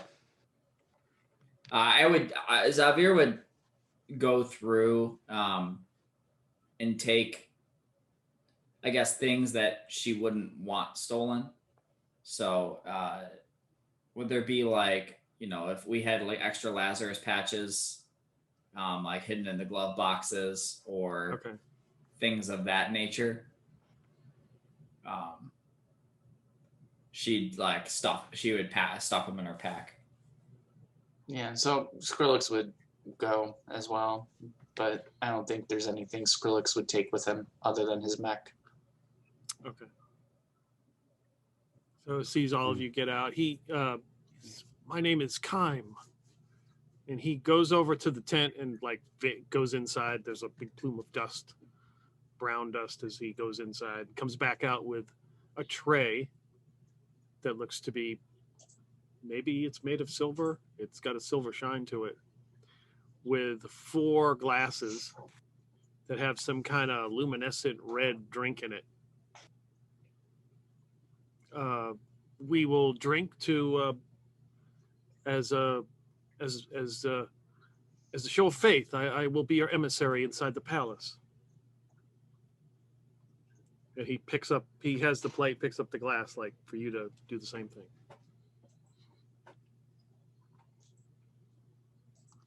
Greek, do the thing.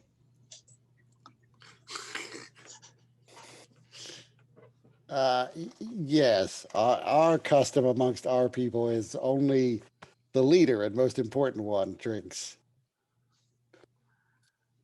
So I'll drink the liquid. Okay.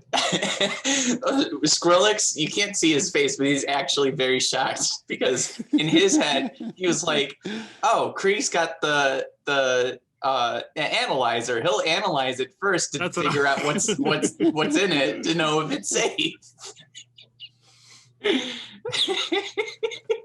Krieg didn't think about that. It's very bitter. It tastes like cherries. There's probably some sort of fermentation. How is this, Krieg? Tastes a lot like cherries, but it doesn't. Not something I would drink every day. And he scurries back in. Oh, before he left, Xavier would have grabbed one then.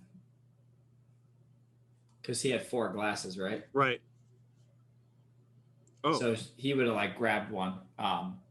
He looks at Krieg. Is this acceptable? I will allow it this time. Excellent. He like lets you do that. So she downs it. Okay. This is the same as I've described. Yep. Skrillex is good. Yeah, you see he kind of rushes back to his tent, and you notice he downs the other one that's left quickly and goes back in and comes back out and kind of dusts himself off.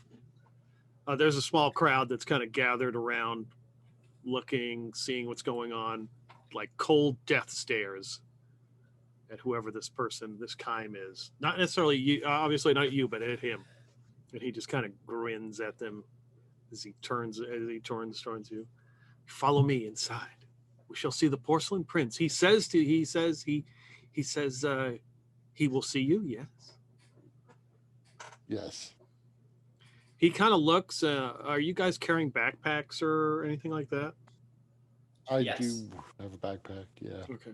My mech is a backpack. You have your gifts for him. Yes. Well, I would assume. What sort of gifts does one normally bring to the Porcelain Prince?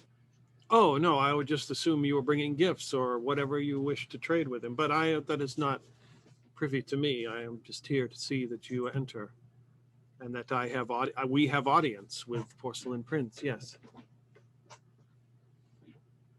Yes, excellent.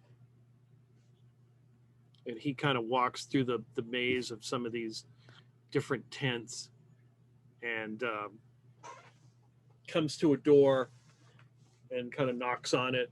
The door like creaks open, and then it opens up to the palace, and he kind of like tells you to come along and follow him. So I would assume you follow him inside. It is like lacquer gold walls, some sort of fancy tile on the floor. It is very immaculate. Some kind of lights that are lighting this whole hallway. Some sort of flame. As you look goes through as he's leading you straight ahead. There's various archways that there are rooms that look like pools of water that not cat people. They look like human or some form of human. Are kind of like hanging out and talking and sitting by the various pools. A few other doors that are closed, and then you enter these double doors that they're open for you. The guards or whoever is working here they don't carry weapons. It looks like they look human, and they look more formal. Like they're wearing like blue like tunics and like robes that just they don't seem armed or anything.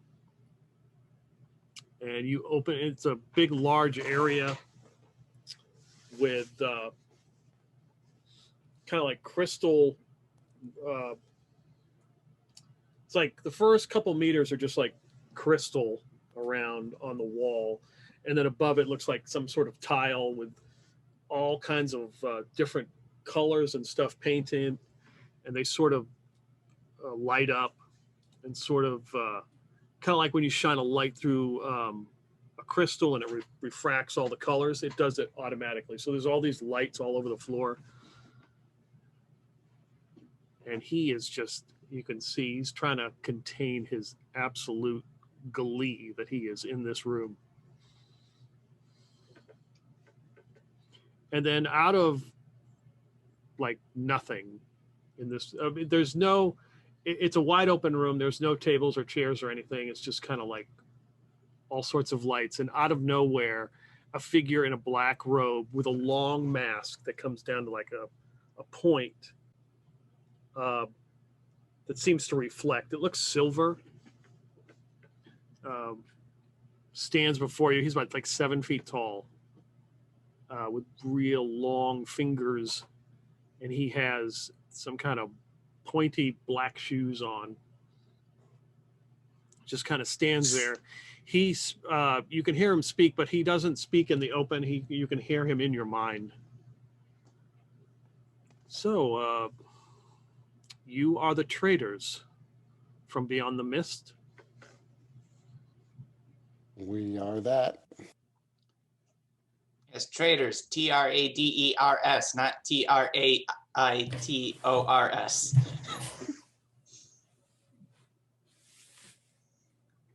And then you can hear Kimes like, yes, they are traders, and he just quickly stops talking and stands to the side.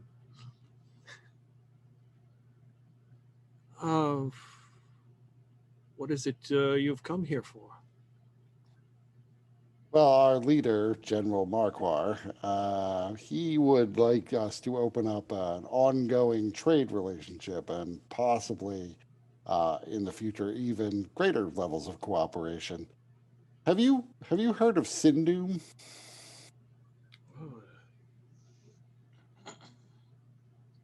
Yes, do tell. What news do you bring from Sindhu? Well, our great and benevolent leader, Jagger Fels, has established a small outpost on this planet that is currently being led by General Marquardt. The outpost can always use extra resources, and we do. I'm not exactly sure what level of technology you are operating with here in this place, but we do have more or less the latest access to the latest and greatest technology from around the galaxy.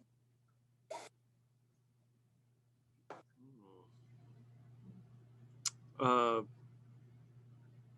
this general, is he the lead? No, you said this Jagger Fels is the leader of this. Jaggerfels is the leader of all of Sindum, but at present, Jaggerfels isn't on planet. Marquar is the highest ranking person on planet, so the leader of our particular settlement. Hmm. So he moves closer. He was about 20 feet away. He's now like 10 feet away. And it seems like when he moves, there are no steps. He sort of is there and then he's 10 feet closer. So I could come and visit this place that you have, this Sindum camp. I'm sure General Marquar would be willing to accept a delegation of you and your people, especially if you wanted to discuss the trade relationship further. We have very limited information about what your needs are or what it might be useful to offer you. We are self-sufficient, but I'm always open to various trade arrangements.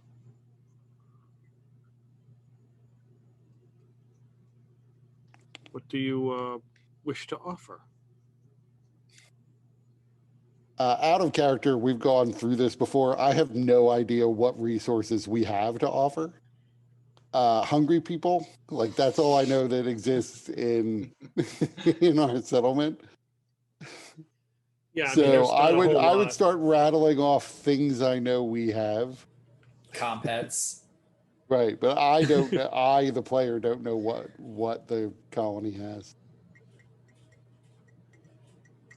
So I'll say this. So, like for stuff for you guys to trade, there really ain't a whole lot. I mean, anyway, as you would know. But he seems generally interested in whatever you say. I mean, like the items that you bring and the limited quantities that you could provide, he seems like really interested. Right. I mean, I have no problem just listing off things that are there, even if it's not like, I'm sure we have plenty of metal that we've used to make our shelters. So I would start like listing types and rough quantities of metal. It's not necessarily to say that Marquar would say, yeah, we'll disassemble buildings to get it there, but it is a resource we have. I mean, ultimately, Krieg assumes that Marquar will make the decision about whether or not to enter a trade deal with these guys. So I'm just saying, whatever might be of interest to them at this point, as far as I can tell. And really, apparently, they haven't given us anything to go by on what they'll need. So I would just be rattling off everything I can think of. But we also have engineers, Right. doctors. Right. I would start talking about like Lazarus patches and other meds to the extent I know them. And services that we could provide. Okay. Right. There you go. I would definitely point out Zavir's talents as a healer. Yeah. I'm sure we find a way to service the Porcelain Prince.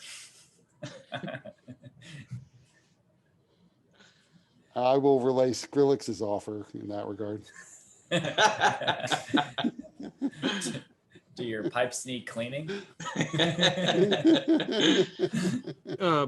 Again, Vanish. He sort of moves closer. He's like now 5 feet from all of you.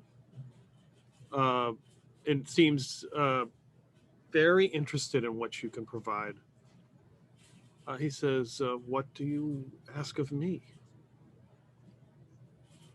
Well, likewise, we also don't know what it is you have to offer that we might need. It seems as if you have agriculture on your side of the plateau. As near as we could tell, the primitive humans on the far side of the bridge do not.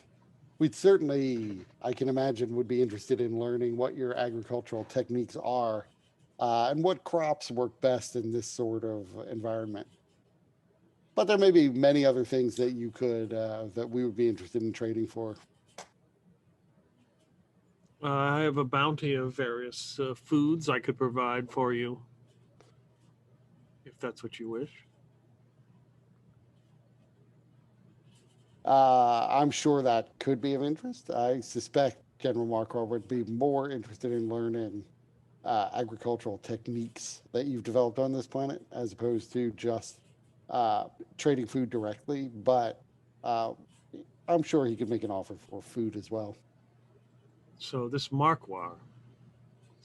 I could also provide you with maybe you would like to take some of the cat lords back with you and use them as slaves as he kind of looks at Kime.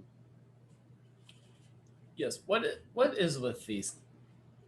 What role do these cat people, these cat lords, as you just described them, play in this society? Are they all slaves? They are practically useless, but can't seem to get rid of them. They want to come in here very badly, and very Yes, it is a insistent. show of status. Kime will be treated very differently now that he has been in here. They probably won't believe his story that he has actually been in my presence.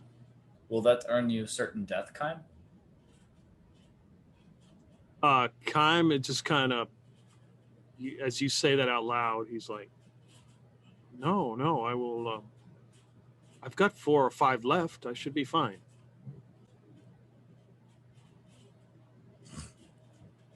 So I will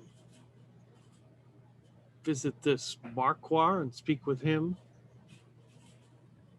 on your behalf.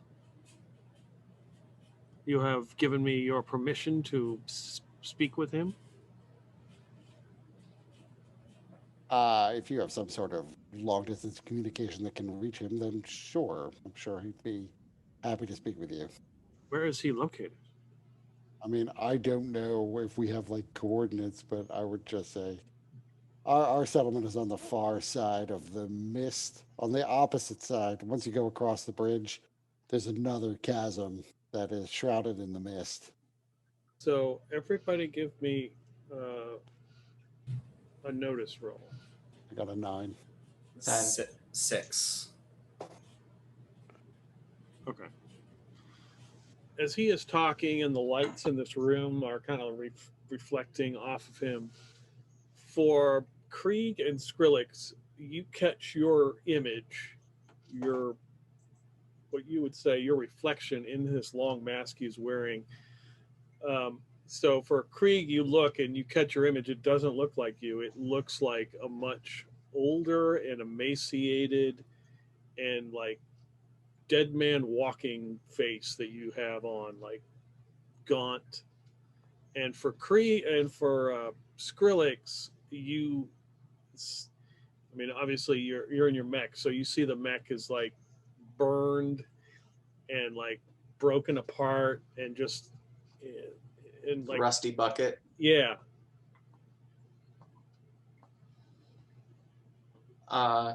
So within the mech, in a way that isn't like made audible to the outside, Skrillex will immediately begin running analytics to make sure that his mech is all ship shape.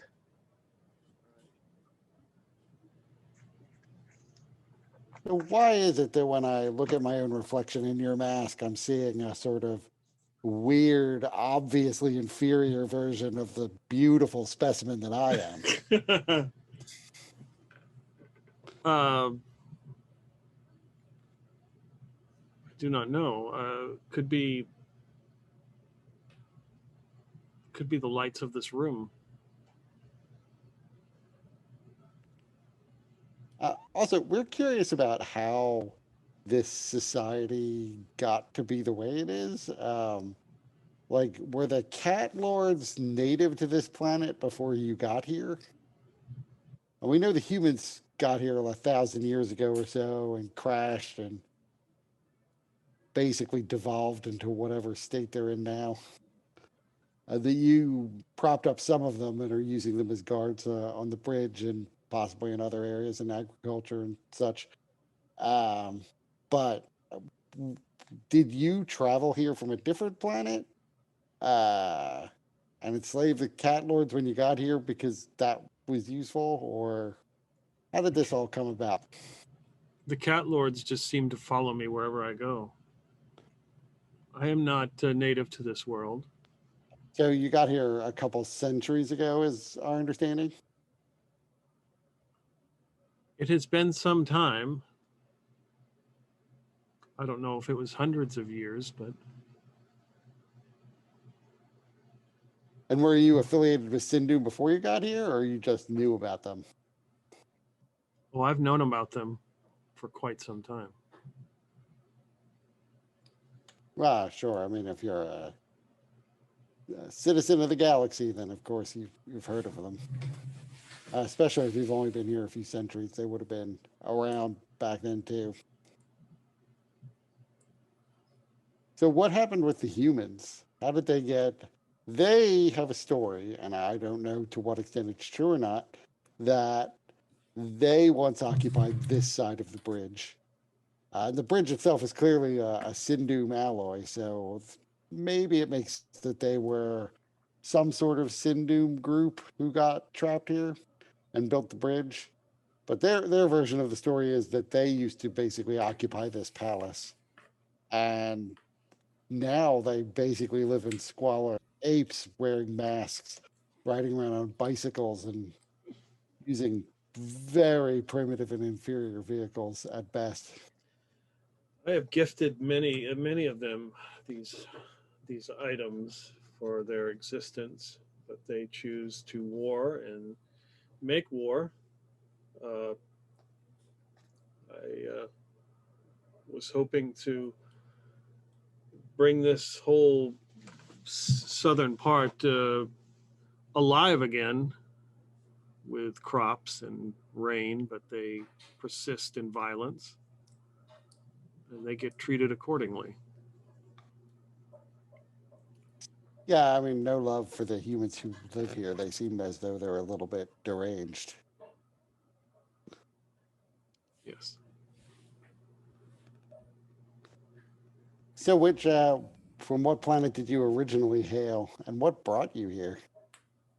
Well, my planet was plagued by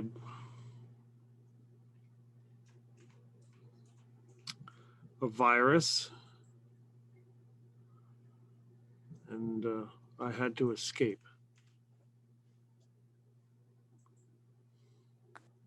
What does your title is Porcelain Prince, but what is your name?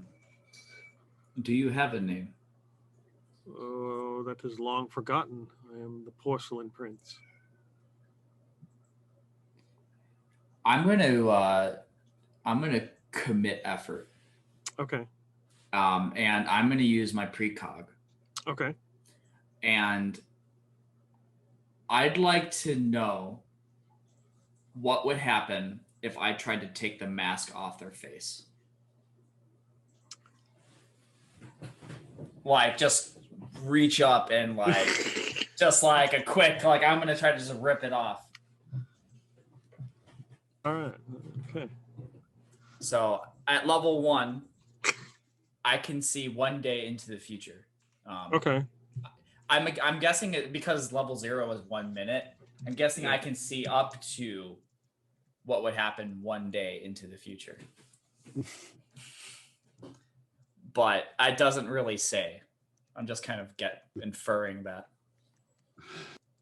Okay. Make sure this is the right character. Right. I was trying to wait for a like a good time to use precog. I'm like, there's something good I can do here. Yeah. All right. I sent you a message. Awesome.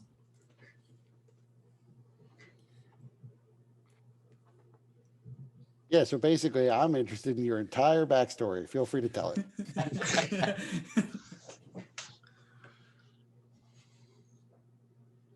Okay.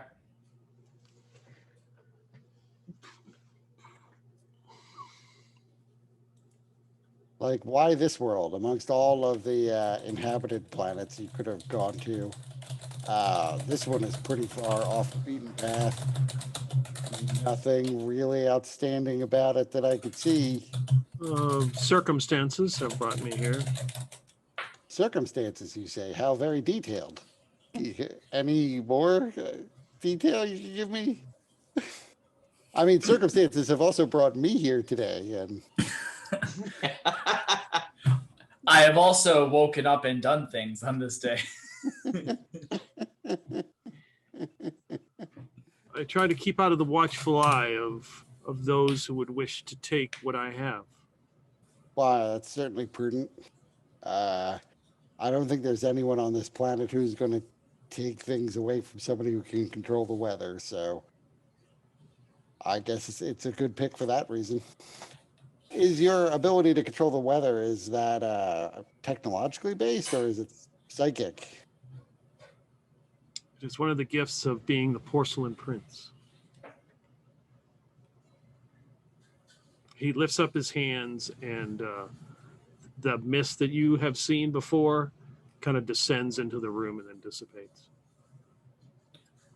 This mist, it is at the bottom of the caverns, and it blocks. There's a wall of it up north. What is this mist? Just keep out intruders.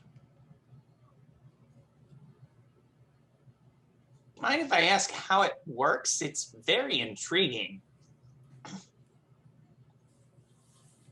It is the gifts that were given to me by the gods. Gods, you say? Which gods do you worship? We did meet some woman, although human woman, who said she worshipped, what was his name? Some Beckbart fellow. Never heard of him. So he kind of looks up to the ceiling of this kind of domed room with all these lights, and the lights kind of fade, and you see the image of a red dragon appear, and it kind of swoops and goes like right through you and just kind of disappears. Wait, we all see that? Yep. Huh. So that was a hologram, right? If that's what if that's how you can explain it, yes. And is that your god? Those are those are where my gifts come from. From creatures like that? Yes. So are they, it's hard to tell from that particular image, are they sentient and they giving you technology or information, or are they psychic? They have left technology. They have left gifts to use. I mean, just from looking at them, you wouldn't know that they were even conscious. It just looks like a big lizard with bat wings on it. Where do you hail from? Where's your place of origin? I'm from Sindhu. And I am from Jukarata. It is a shithole of a planet. Much like the other side of the chasm of this one, except instead of being very dirty, it is very dirty and very cold. And I'm from a planet. I forgot my planet.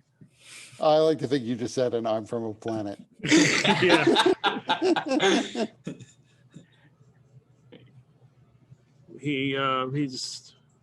You're from Sindum. It seems that you would know these things. Kind of shakes his head. I mean, I grew up on Sindhu, never saw lizards of prodigious size with bat wings. In fact, I'm unaware of any flying lizards off the top of my head. Perhaps the Sindum you knew has changed or is different.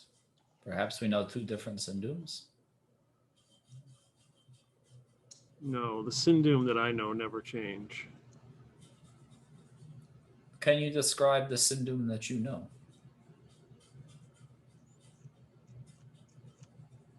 It is powerful. Who was the leader of Sindhu back in your day? Before the Blessed Jagger Fels. Some sort of nightshade.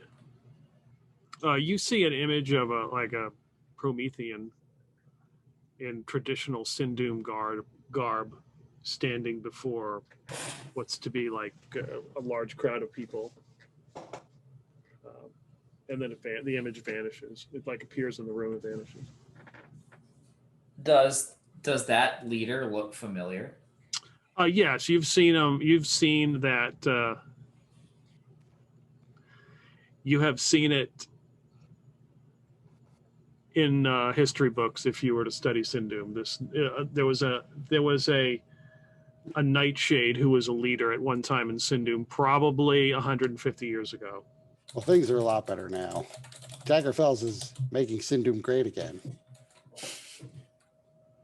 He Yes. is. Does he come to visit you?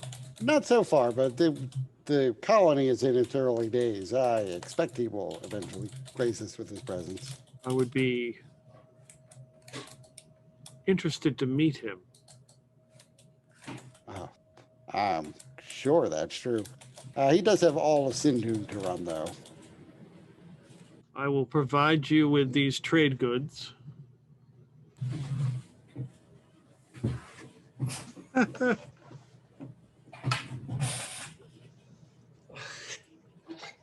I will provide you with these trade goods, various items.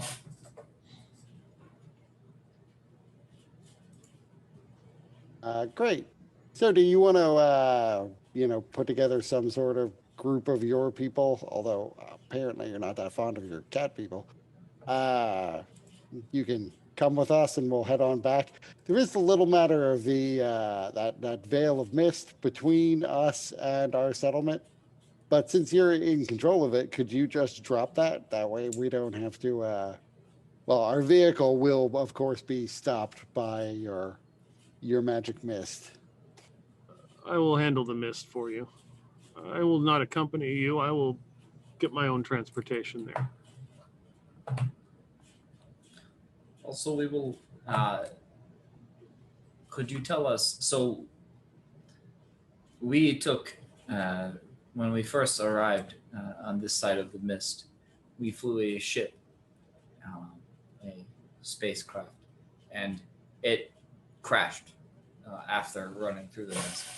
Yes. Now, when we have returned over to back on the other side, we have crossed we fashioned a rope bridge and crossed very slowly. Could you provide directions on the best way to get to the other side with our vehicle, so that because we cannot take this vehicle across with our rope bridge, across the rope bridge. And Xavier is just assuming that, like, we know that we told them to build a bridge, but he's going to assume that, like, not enough time has elapsed where they've actually built a functional bridge. Yeah, if you're going to shuttle over there, maybe you can take us and our vehicle with you. We'll just travel with you then.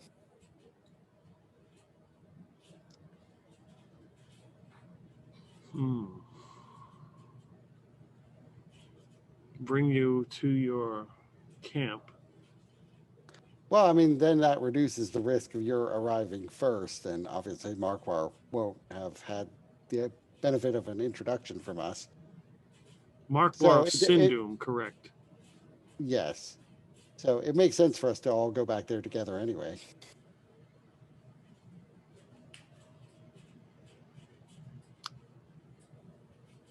Yes. I shall. That is an excellent idea. I shall bring you along. What else do you require? Nothing at the moment. I have a good feeling about this. I think this is going to be a long and fruitful relationship between our two peoples.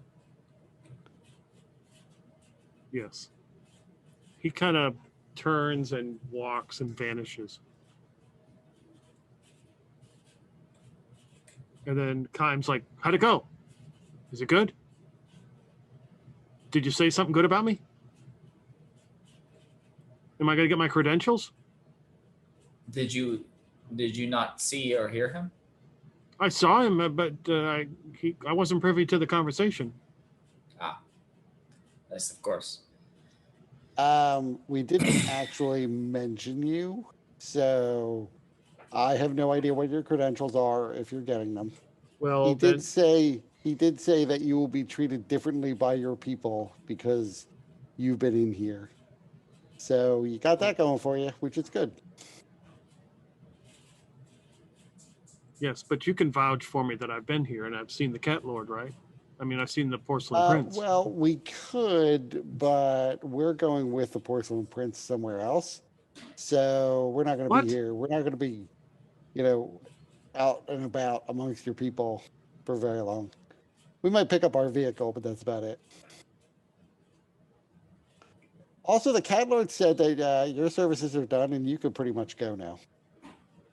Uh, It seemed to me at least to not actually be a suggestion, but a command. I would have thought he would have contacted you with that, but maybe he just assumed we would pass it along. But swell work for getting us here.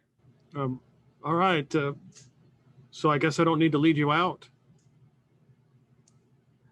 Actually, Well, was it unduly complicated to get in here, or does Not it seem really. like- No. Yeah.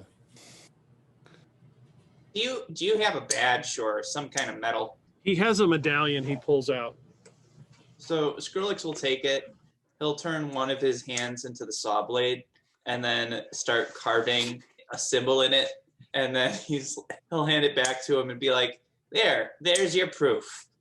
You did it. Does it say, did you carve the letters PP on it? Oh, yeah. With a lightning bolt. Just meant they saw the Porcelain Prince, of course. So give me a talk roll. Talk roll? Yeah. All right. 10. Yeah, he is. You can see the light on his face as he smiles ear to ear, like, this is it, man. I've got proof that I've been in, seen the Porcelain Prince. Oh man, this is awesome. And he just kind of thanks you repeatedly, stops, and then just runs out the room, opens the door, and bolts. And then Skrillex turns to Zavir and Krieg. I felt bad for electrocuting that other guy. They seem to be of a low status. I mean, he basically said they were useless and offered some as slaves. So, I don't know. Also, at least they think they have 9 lives, so maybe they do. Maybe all those ones you killed, they just lost one of their many lives. Maybe they were on their last one. They could have been. So an individual comes in, and what you would guess would be the people that work in the palace with their blue tunic, and come and into the room, and they say, the Porcelain Prince would like you to sit, has a particular room for you to sit in as for transport to your camp. We're also going to need transport for our vehicle, which we parked outside for obvious reasons.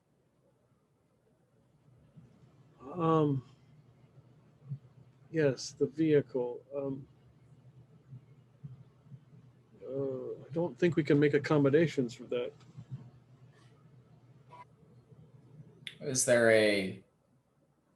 We have the vehicle parked outside. Is there a safer place that it could be parked? Or should we entrust its care to these cat people?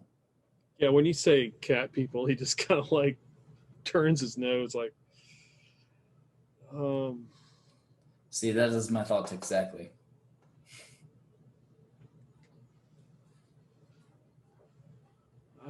then we will make accommodations for your vehicle.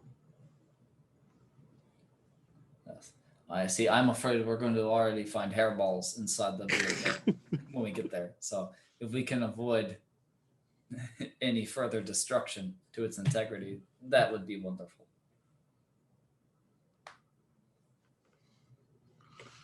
Okay. So you manage to move the vehicle and they have like a gate that they open that's sort of like a piers. It's kind of like a secret gate. Then they move your vehicle into this room. He ushers you into a room that's got like a bench with some cushions on it and a large kind of picturesque crystal window that you can see out, out and see the lavender sky. How is Big Hustlin' powered? with hustle think it's- points. I think it's energy cells, power cells. It had like 18 hours of energy cells at one point. So it may be almost dead. If not actually dead at this point.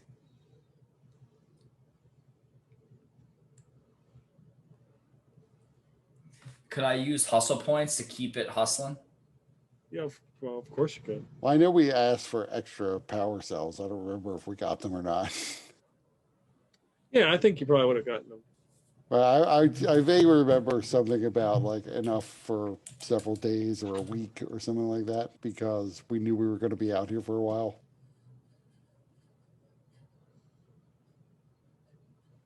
But that may have been with respect to the balloon. I was more thinking like if we needed to turn our vehicle into a bomb, how hard would it be? Okay.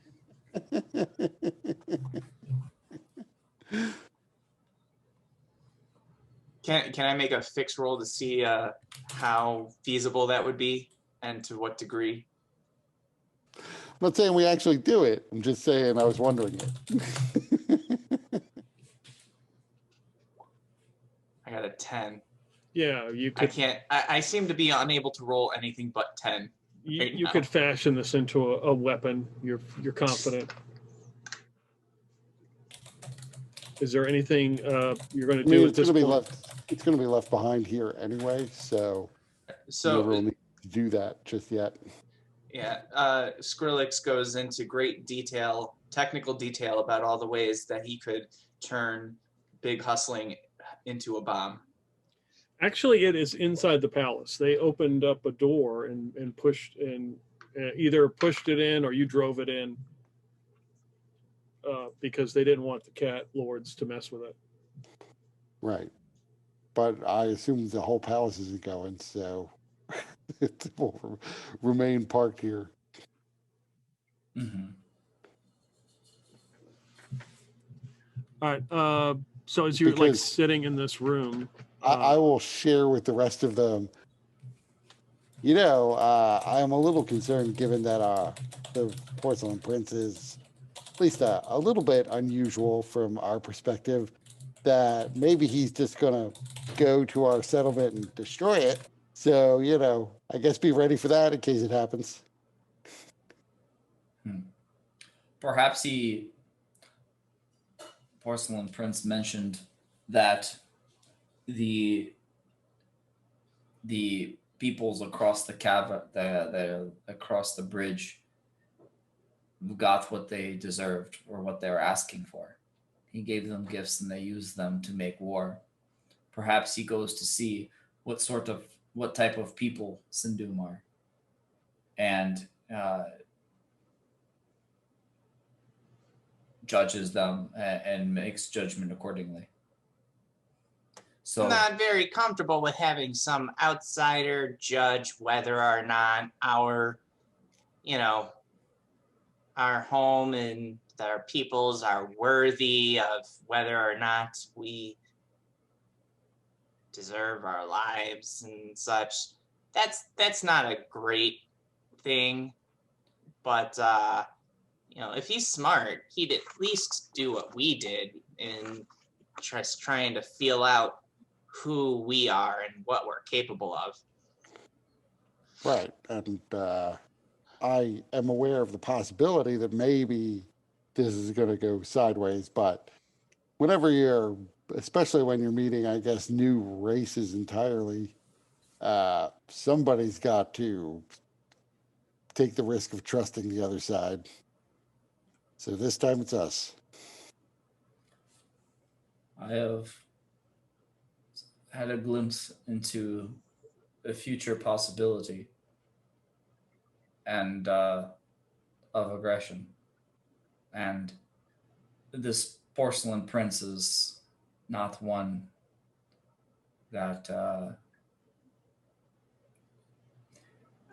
let's say, I think he is a very powerful and one that we should not anger. So I think it is the best choice to show him the best that Sindum has to offer, and to show him our true colors, glorious and rainbow and filled with cheer as they are. I mean, glorious and gunmetal gray, not rainbow. Okay, so you're in this room, just kind of waiting. Time passes, or so it seems. One of his associates comes in and gives you a plate of some kind of strange fruits or meats or whatever they are.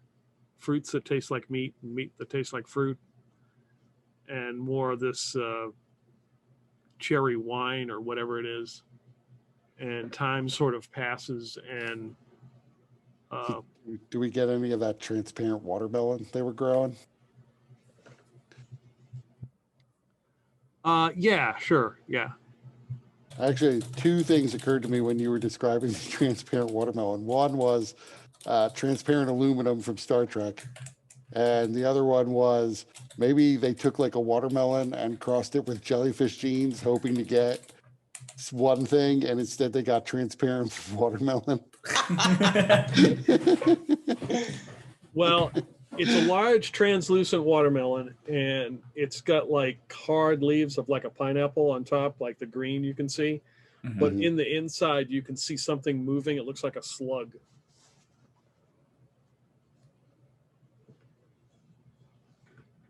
What sort are any of the servants or the workers, or who are the blue tunic people? They appear to be like servants in the palace. Are any of them around that when they're like dropping off the watermelon? They bring it into this little room, and then they drop it off and close the door and leave. When they drop it off, would I be able to, if I asked them what it was, would they like respond, or would they just kind of walk away? They just look at you, and they take the knife and sort of like cut it a little bit, and you can see like this juice come out of it. Okay. There is meat in the inside. And he kind of like pokes at it a little bit. It's tender. You leave them in the ground too long, they become chewy. What are they?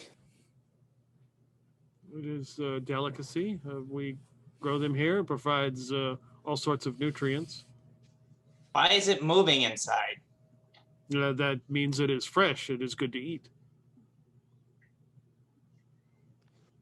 Okay, so I know moving signals that it's fresh, but why does it move? Because it is alive.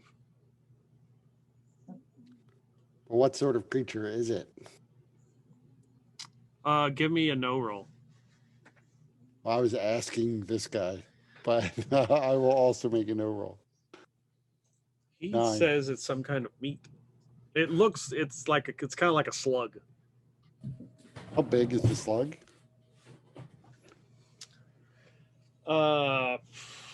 Probably like 2 feet long. So not like slurp it up in one gulp. No. So do you just cut into the slug? What's the etiquette here? However you wish to eat it. Is there like a knife nearby? There is a knife. So yeah, I'll cut a piece off the slug and eat it. Okay. It's real slimy, kind of fishy tasting, like oysters. Ugh.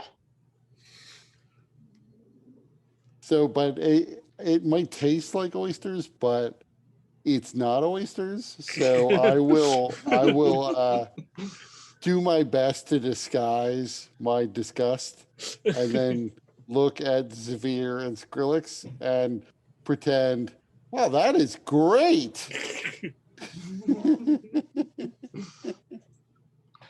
So I want to do a notice roll to see how convincing Krieg is. You do my talk roll.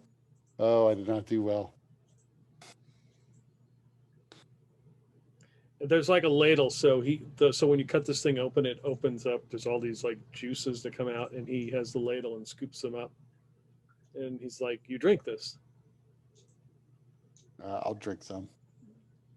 Yeah, it's kind of bland and trying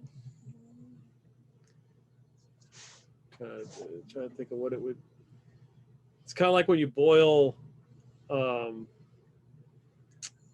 eggs, and it's got like well, yeah, it would be kind of like the white, like the unsolidified, not the yolk, the white part of the egg. Yeah, like Albumin. yeah, like that. It's kind of like that. Well, I can take or leave the juice, but you should all try the slug. I think I'm okay right now. I've already eaten, and yeah, I don't require as much food, so there's that. Thank God. I'll try the slug. Is the slug still squirming? Yeah.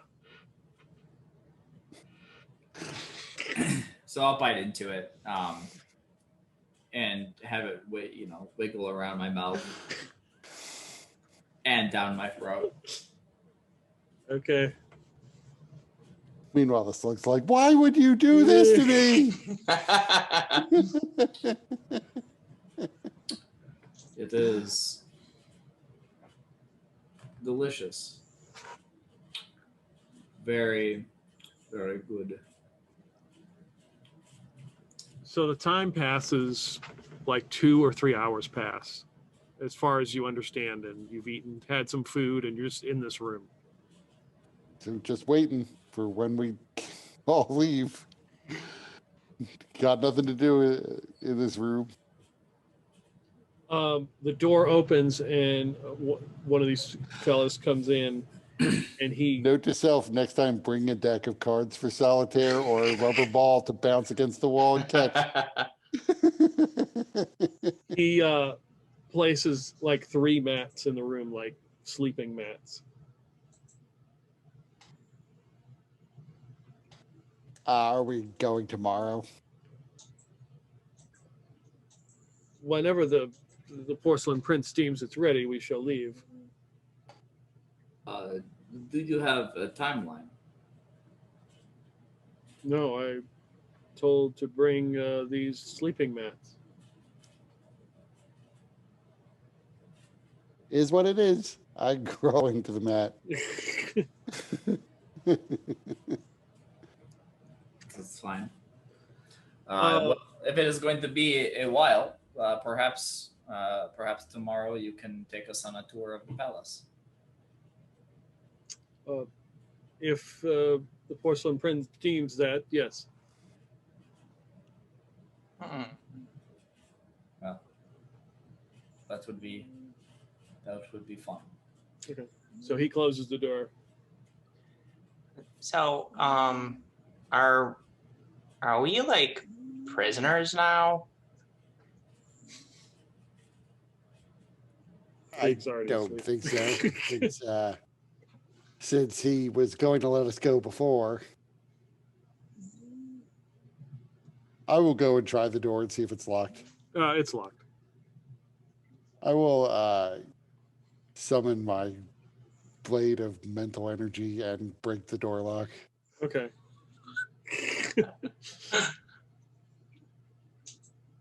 All right. You want me to roll? No, you don't need to roll. I mean, you can. Yeah, it's not a difficult lock to break. See, we can leave at any time.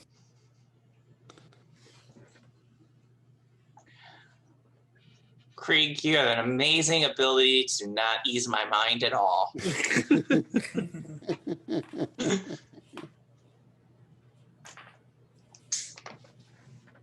I mean, at this point, we're still in the middle of this negotiation with the guy, so probably we don't want to go poking around his palace where I'm sure he must have something of value to him.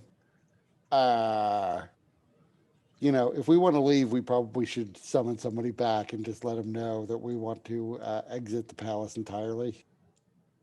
Yeah. But more- otherwise, I don't see any reason not to just wait around until he's ready to leave. If it takes more than another day, maybe we will ask for another audience or decide. my concern is the more I've seen of this place, the more that he's talked, the more I'm thinking there's no way that anything that we could do could really concern this porcelain prince. So now we are sitting here on Marquard's orders, essentially just prisoners of this person with all these amazing powers, abilities, whether technical or otherwise. I mean, I'm a little concerned that he worships lizards.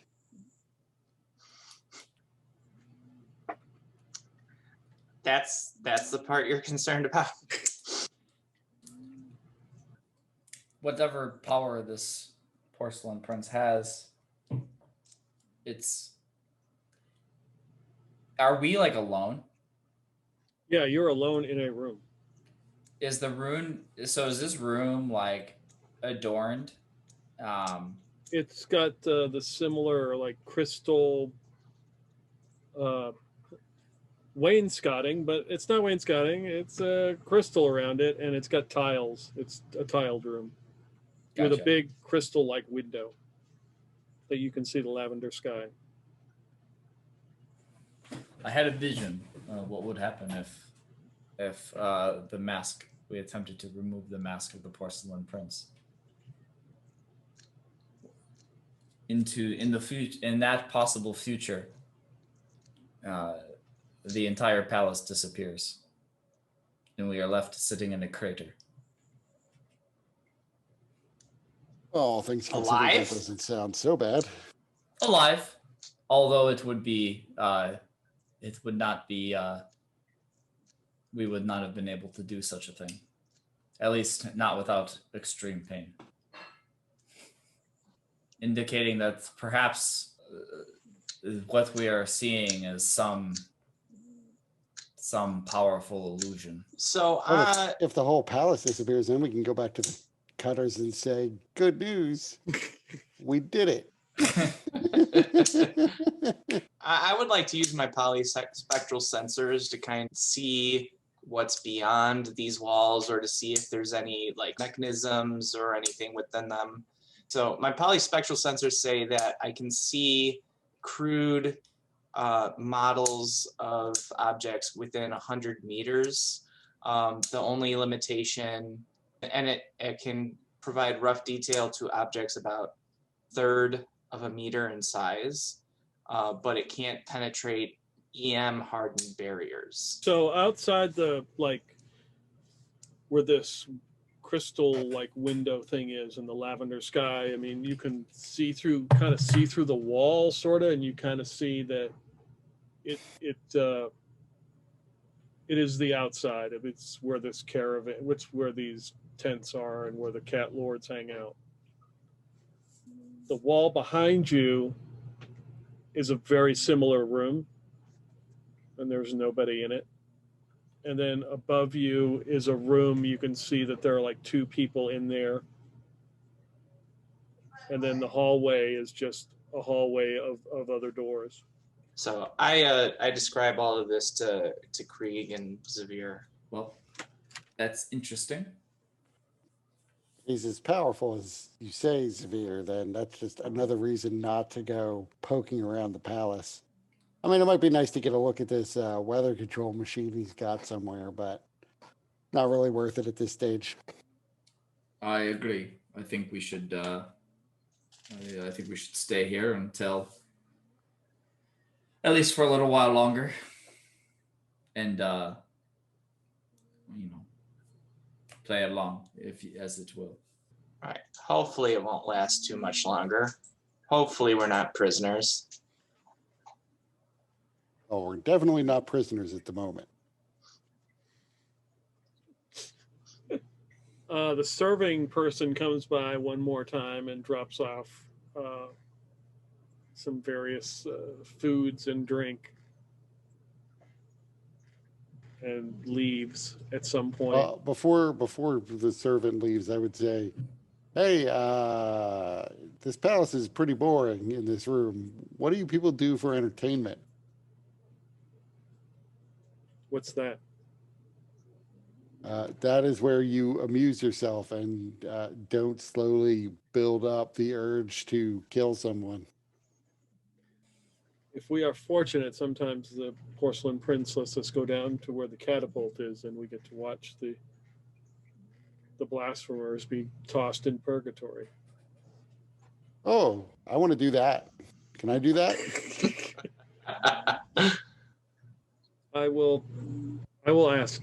Dinner and a show. So the time would pass if I would assume you would fall asleep at some point, unless you plan on getting up and wandering around the palace. I would sleep in my mech. Okay. It's got a bed in there. Futon, really.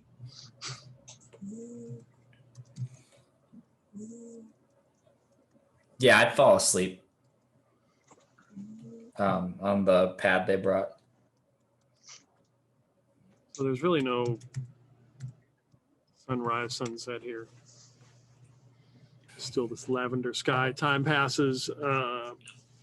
There's a servant checking the doors. Kind of peeks his head in and sees that you're in there and closes the door and realizes, the lock's broken.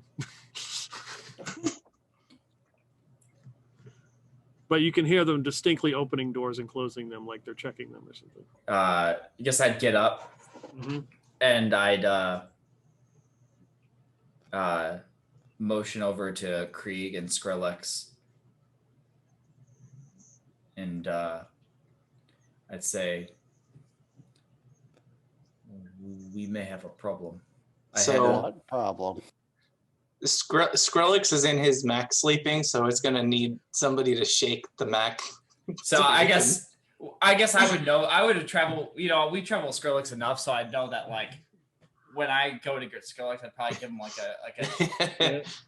I'd probably grab his head. Hey, where'd you? Earthquake! Where'd Johnny go? What is- Shake the mech. Right. What does your mech weigh? It's not that heavy. It's only 180 pounds. I mean, it's made of junk and plastic, so It's 250 to 300. There you go. So then I would probably just telekinetically nudge it till it falls over.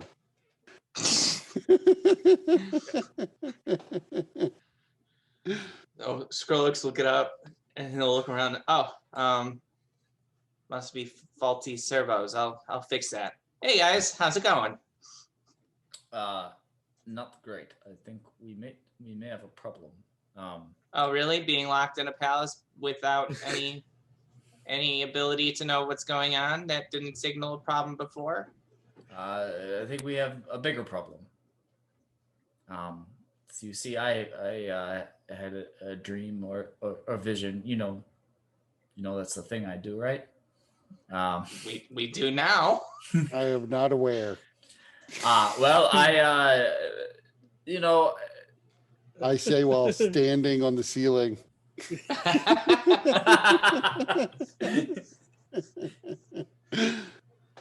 I had a vision, premonition of our camp on fire and burning. Yeah. Time to accept our porcelain overlords.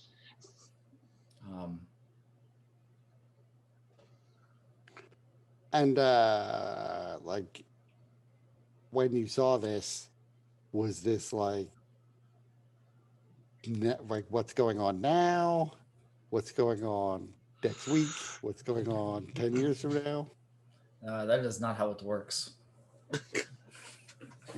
Sometimes you see things and it could be now, it could be tomorrow, it could be never.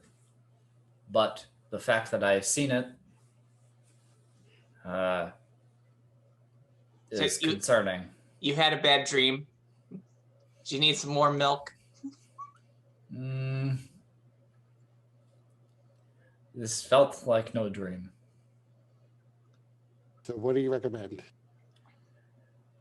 Because That- previously you recommended not pissing off the Porcelain Prince. And it feels like anything we do is probably going to do that.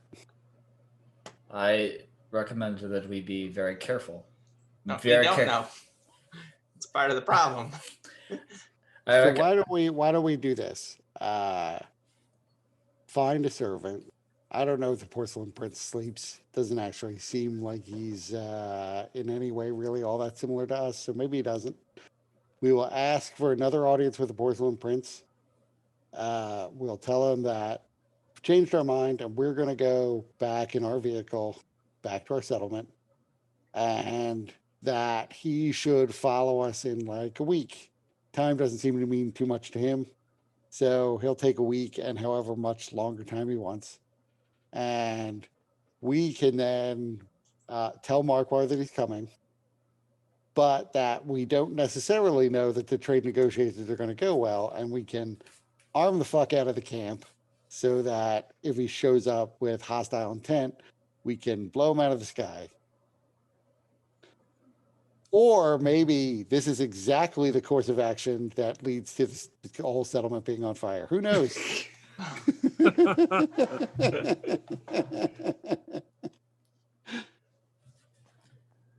The problem with premonitions. There is a tap on this crystal window. You can see a hand. Oh, should I say a paw tapping? It looks like Kime. And he's peeking his head into the window. It's like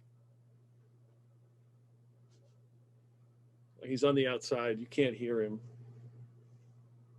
Are we like up or like first floor? When Skrillex looks out, you were on like second floor. That's probably Okay, not so gonna do I help. see him like hanging on by a claw, or is he like literally jumping from the ground to the second floor? Like, Yeah, I like that even better. He's jumping on the. You see his head pop up above the window. He's like, "Get out! Get out!" He's like trying to tell you to leave.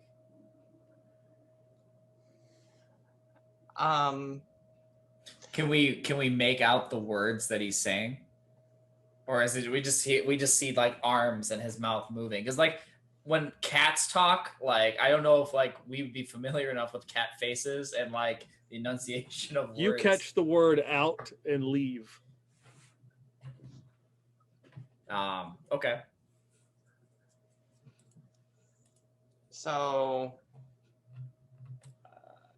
I was already on the fence about this, but I think we should just take off, cut our losses, survive, tell our tale another day, or however that expression you giants say. Yeah, I think we've stayed too long. I mean, fine. I guess it makes sense to leave. But part of me does think that maybe we should stay just so we could, explain to the Porcelain Prince the terrible wrath that Jaggerfels will bring down upon him if he does not deal fairly with us until we inevitably betray him.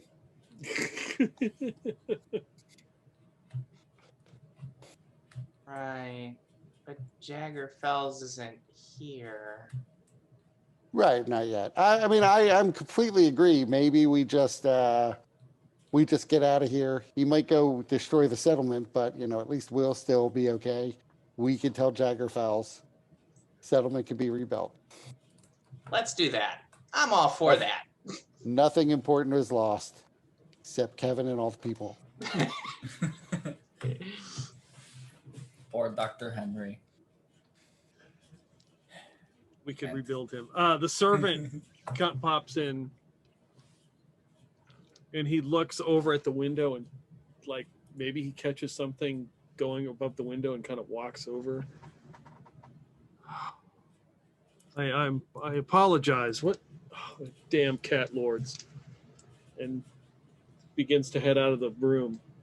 Hold on there. What exactly is the situation?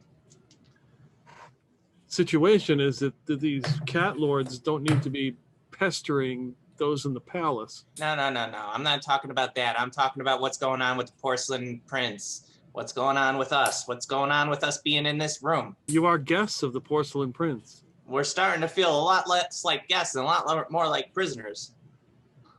Prisoners. I feel like guests, but we decided we're gonna go. We're just gonna drive back to our settlement, and I'm sure we'll meet the Porcelain Prince there when we get there. If you could lead us to our vehicle, that'd be great. One moment. And I walk out the door. So you would remember where the vehicle was, and you go into this room where your vehicle is, going like a couple doors down. Yeah, a servant comes in and opens these doors to the palace. You mean the doors like that go outside of the palace? No, literally to the palace. They're kind of like secret doors. Okay. And they sort of open, and you can see the brown dust from outside, as you know that you'd be still inside the wall, but outside of the palace. Oh, gotcha. Yeah, so just tell the Porcelain Prince that I apologize, but I am tremendously claustrophobic and just can't stay in a room that long. He should probably give us a week or two to get back to the settlement, and we can make sure that we have all of our trade goods ready for him to inspect, so that we begin to work out the beginnings of a deal. General Marquardt, I'm sure, will want to have some sort of feast to pay you back for all the food that you showed to us. Yeah, have a good one. And I get in the vehicle. He says, the Porcelain Prince looks forward to your arrival, Sindum. All right, well, thanks for everything. And Skrillex gets in. Well, Sabir, you coming? Yes. Looks forward to our arrival. Is the Porcelain Prince already there? The servant leaves.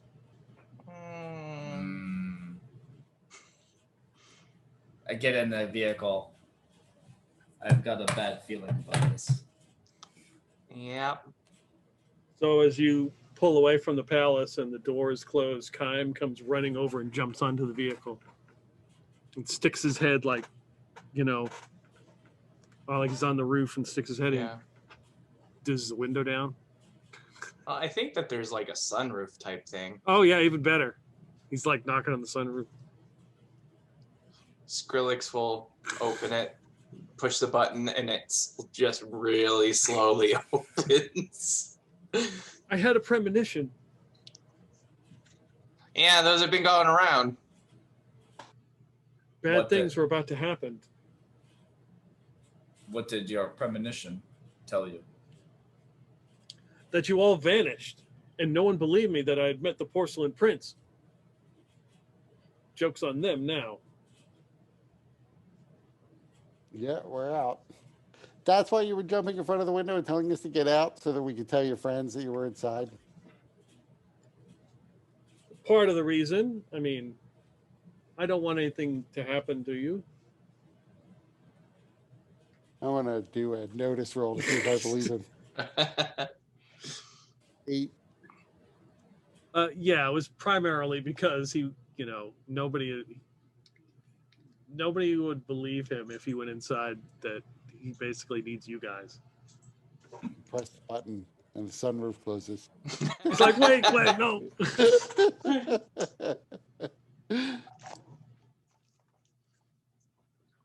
So as you are, so as you're on top of the vehicle and you're just kind of making your way through the maze, I take it you're leaving. Yep. You're making your way through the maze, and the portcullis opens and the drawbridge goes down, and you begin to drive away. And of course, Cecil is there watching you go by. Kind of gives you a dirty look. Hey, you survived. Right. I imagine that Skrillex like side swipes him on the way by. Or like as you're driving by him, you just like open up the door and like do a door check.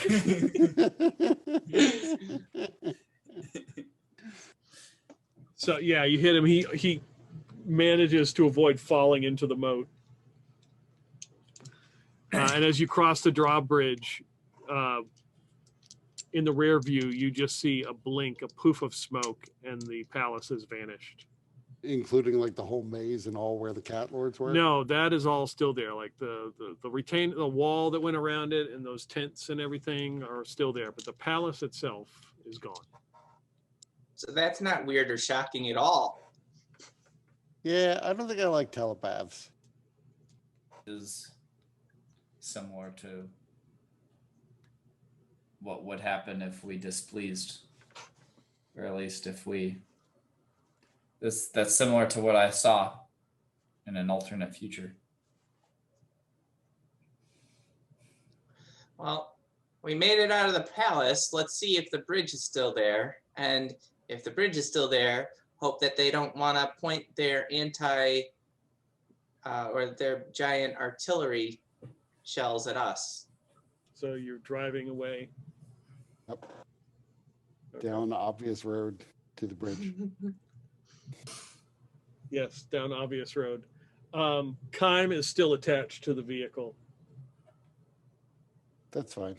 Yeah, I'm not fighting with that. It's mostly Cecil that I didn't like.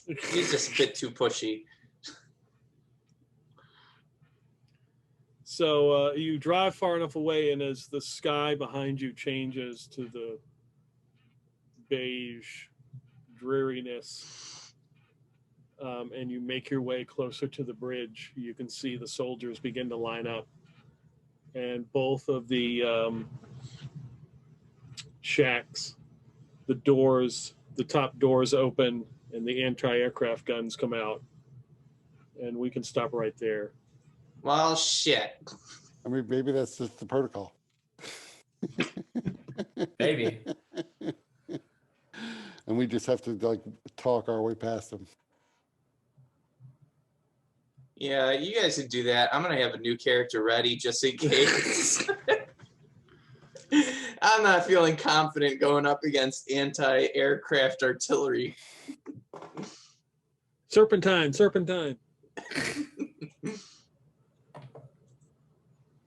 Good times. Yeah, which is all great until we're on the 2-lane highway of the bridge. At least we know that they can miss us on the bridge. We could just try to dodge. Well, yeah. There are no guardrails, so keep that in mind. Well, they could also, I mean, maybe we'll be lucky and the Porcelain Prince will be so occupied that they can't throw up a wall of mist that will destroy the big hustling. True. Imagine us like trying to dodge it, and then we go off the bridge, and then it cues to a stop, and says, "Then Sindum boys got in a whole lot of trouble." This is Peter's spear of annihilation he's tossing us into. This is no, well, I mean, like Krieg's he's 2nd level telekinesis, so he can probably just fly the whole big hustling, right? I mean, he can. Nope. I am still rank 1 telekinesis. Yeah, I can't Until take 3rd rank level. 2. Yeah, to level 3. How many people can you levitate? Up to? one and never myself. Like I said, like before, if you put like a 400-pound person in front of me, I can levitate that person. You put 2 marbles in front of me, I can only levitate one marble at a time.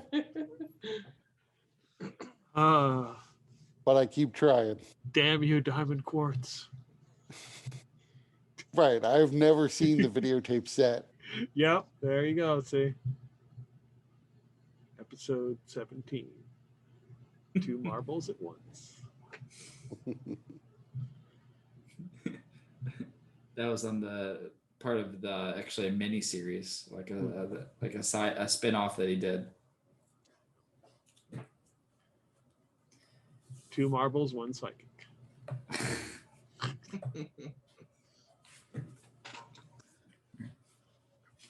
Oh, it was fun. Yep. Good. Wasn't sure how it was going to go, but it went.